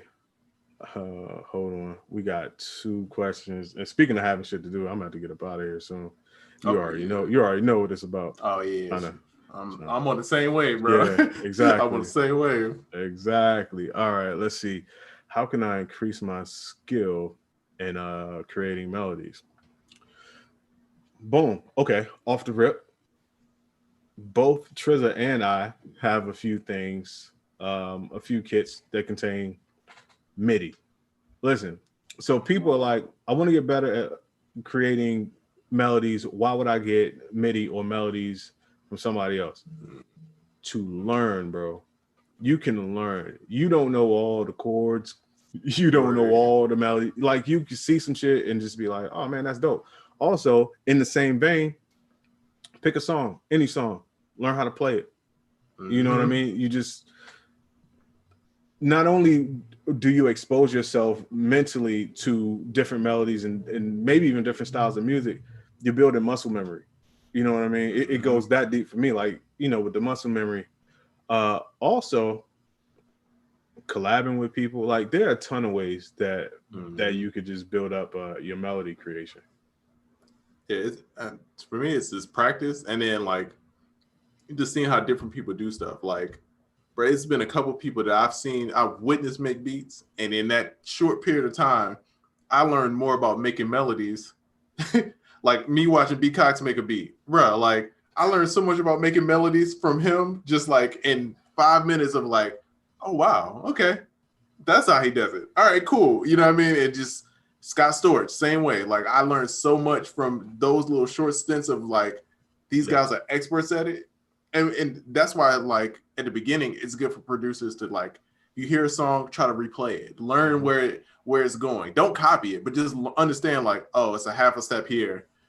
It's you know, they're bending the notes here. You know, like once you do all that little stuff, you know what I mean? You'll start picking up little nuances that will help you get better at melodies. That's a fact. That is a fact. Someone said Spam Cook. That was the great that one. Was a I good like one. that one. That was a good one. I like that points. Spam Cook. Damn, that's new. That's new. That's good. Smoking Aces says, should every producer at this point be selling kits? No. Not because we sell kits either. Yeah, no, it has nothing to do with that. It has to do with doing something. That's a job. doing something well, doing something organically, and versus doing something that you just see other people doing and it look like it's the lick. Right. Because it's not. And what happens is if you don't have either A, the passion for, or B, just the experience or being good at it, you end up putting out lackluster product because your number one motivation is going to be money. Now, while money is important, don't get me wrong, you have to have those other things to prevent you from putting out a lesser quality product. And a lot of people, that's where you get the recycled drums and shit from. That's where you get the stolen sounds from other people's shit. That's how you get all of that, because it seems like the lick, but I don't really want to learn how to do it.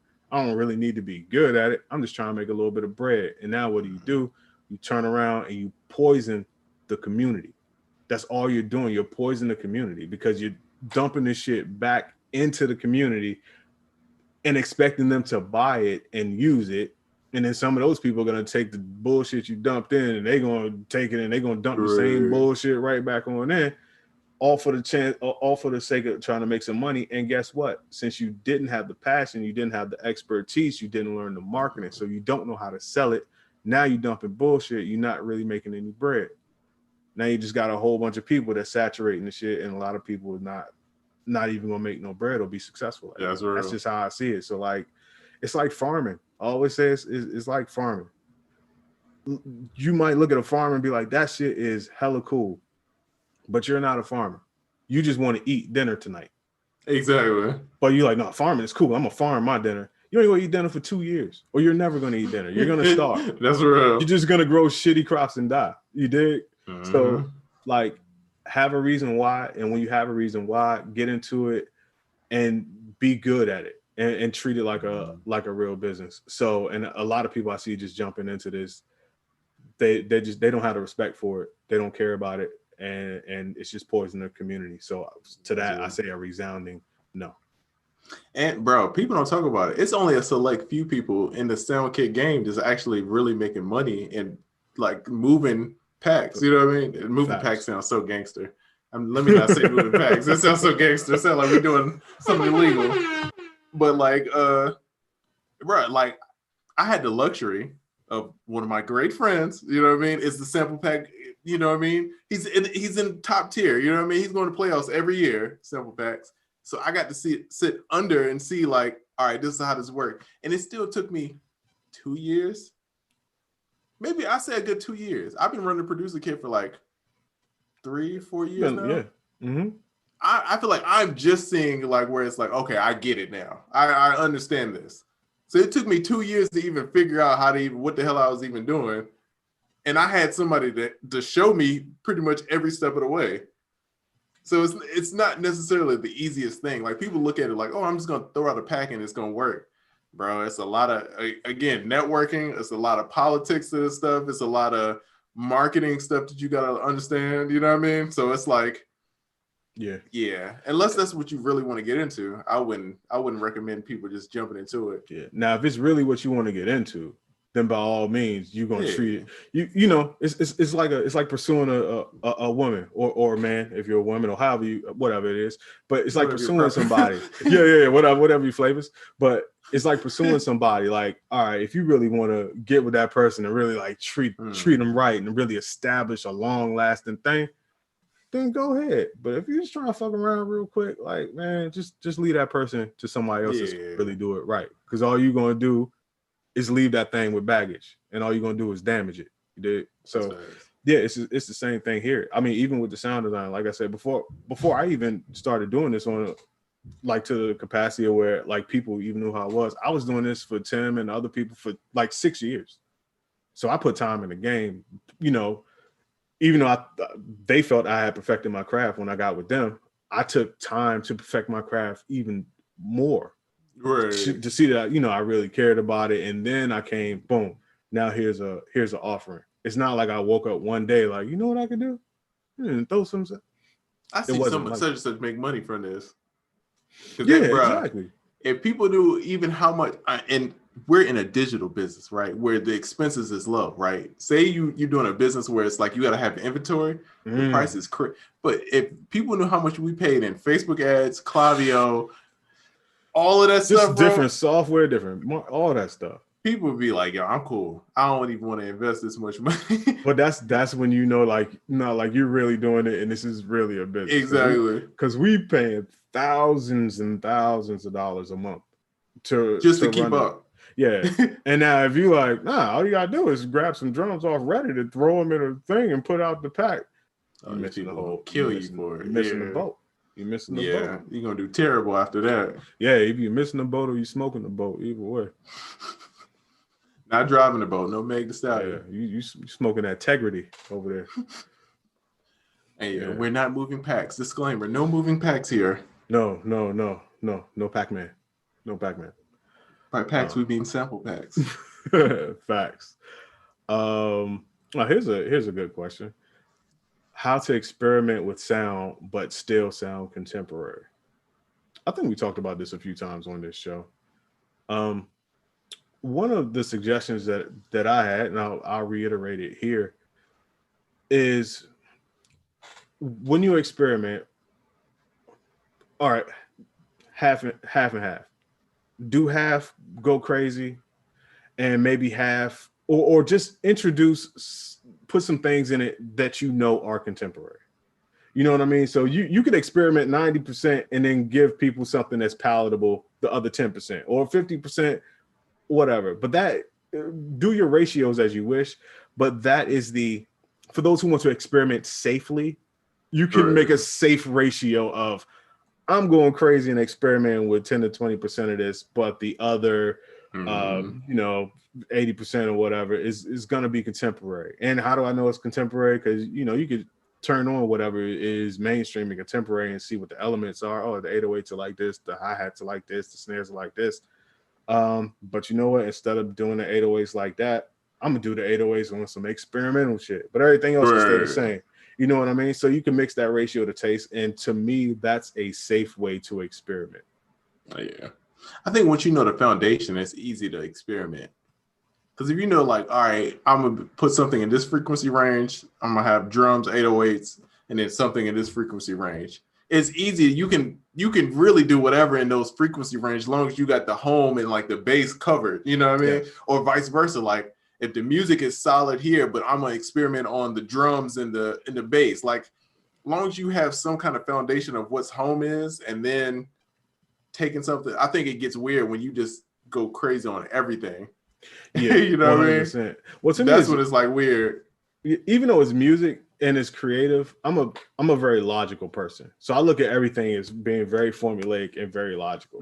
So it's easy to experiment to me. Like you said, you just find where home is, what the elements of home are, and then just start changing them one by one. The easiest way to change things is just pick one thing and do the complete opposite of whatever that thing is.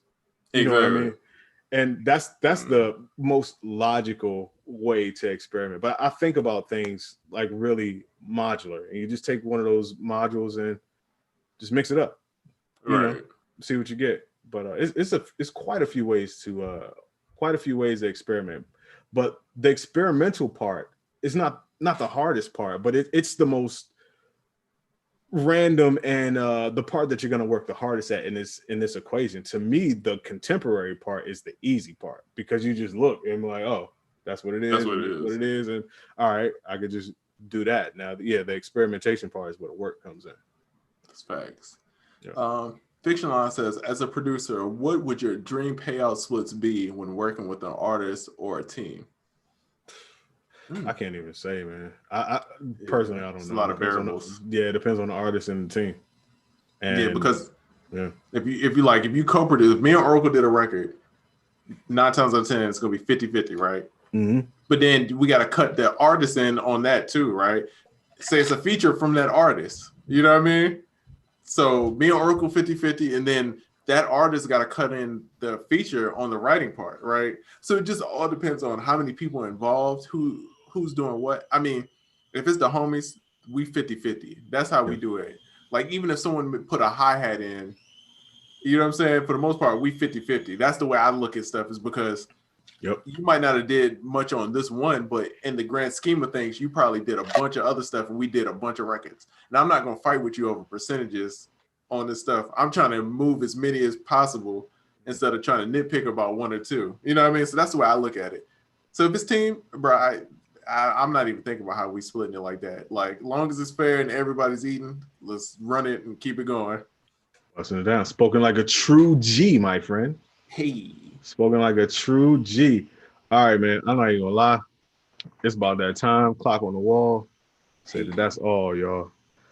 Shit, man. We actually went over the 2 hours again. Oh, snap. Yeah, we did. We're 6 minutes over. But brother, you got anything that you would like to plug? Yes, check out Black Zach, new album called 803 Legend. I produce a record on there called BOA with Rico Love. Check that out. And then go to theproducerkit.com. Check out Ultimate 3. It's been going crazy. It's up there, man. I feel like Ben Trapper 5 is like the top selling joint, but it's right there. Hold on. Larry says, purchase Ultimate 3-pack. Is there a limit on how many tracks we can submit? No, bro. Go crazy. Go crazy. Go crazy. But yeah, Ultimate 3 has been going ham, bro. So go check that out. What about you, Oracle? Man, you already know. Today, Realistic and I released The Art of Vocal Mixing. if you don't know anything about how to mix vocals, this course will, I'm not lying, it will take you from not knowing a damn thing to being a legend. Over 150 videos, 14 hours of content, every single process you need to know to create amazing vocal mixes. I always say by the end of the course, mixing engineers will want to use your vocal mix as the reference track. That is the goal. And we teach you how to do it all without having to buy any new or expensive or fancy plugins. You can use exactly what you got, the plugins that came with your DAW, because hits aren't made off presets and plugins. Hits are made off techniques and knowledge. You did. So this whole shit is just packed with techniques and knowledge. It comes with PDFs, little quick cheat sheets. It comes with a kit, just a free sample pack. But honestly, this is a super extensive course. Not expensive, but extensive. Yeah, I like that bar. Listen, hey, I say just because a rhyme don't make it true. In this case, it's true. So prove us that wrong. Also, after this weekend, if you still have your early bird link to your early bird, or you sign up for the early bird list, throughout this weekend, you can still use that link to purchase at that price. And this is something that we weren't going to do, because as of today, it was just all going to be the regular price. But if you still have that link, or you signed up for that list and you received that email with that link in it, you can still use that all through this weekend. But at Monday, it's all even playing field for everybody. I encourage you all to go pick it up. Once again, it's been another Friday, another great building session with you guys. It's been another episode of UnQuantized Podcast.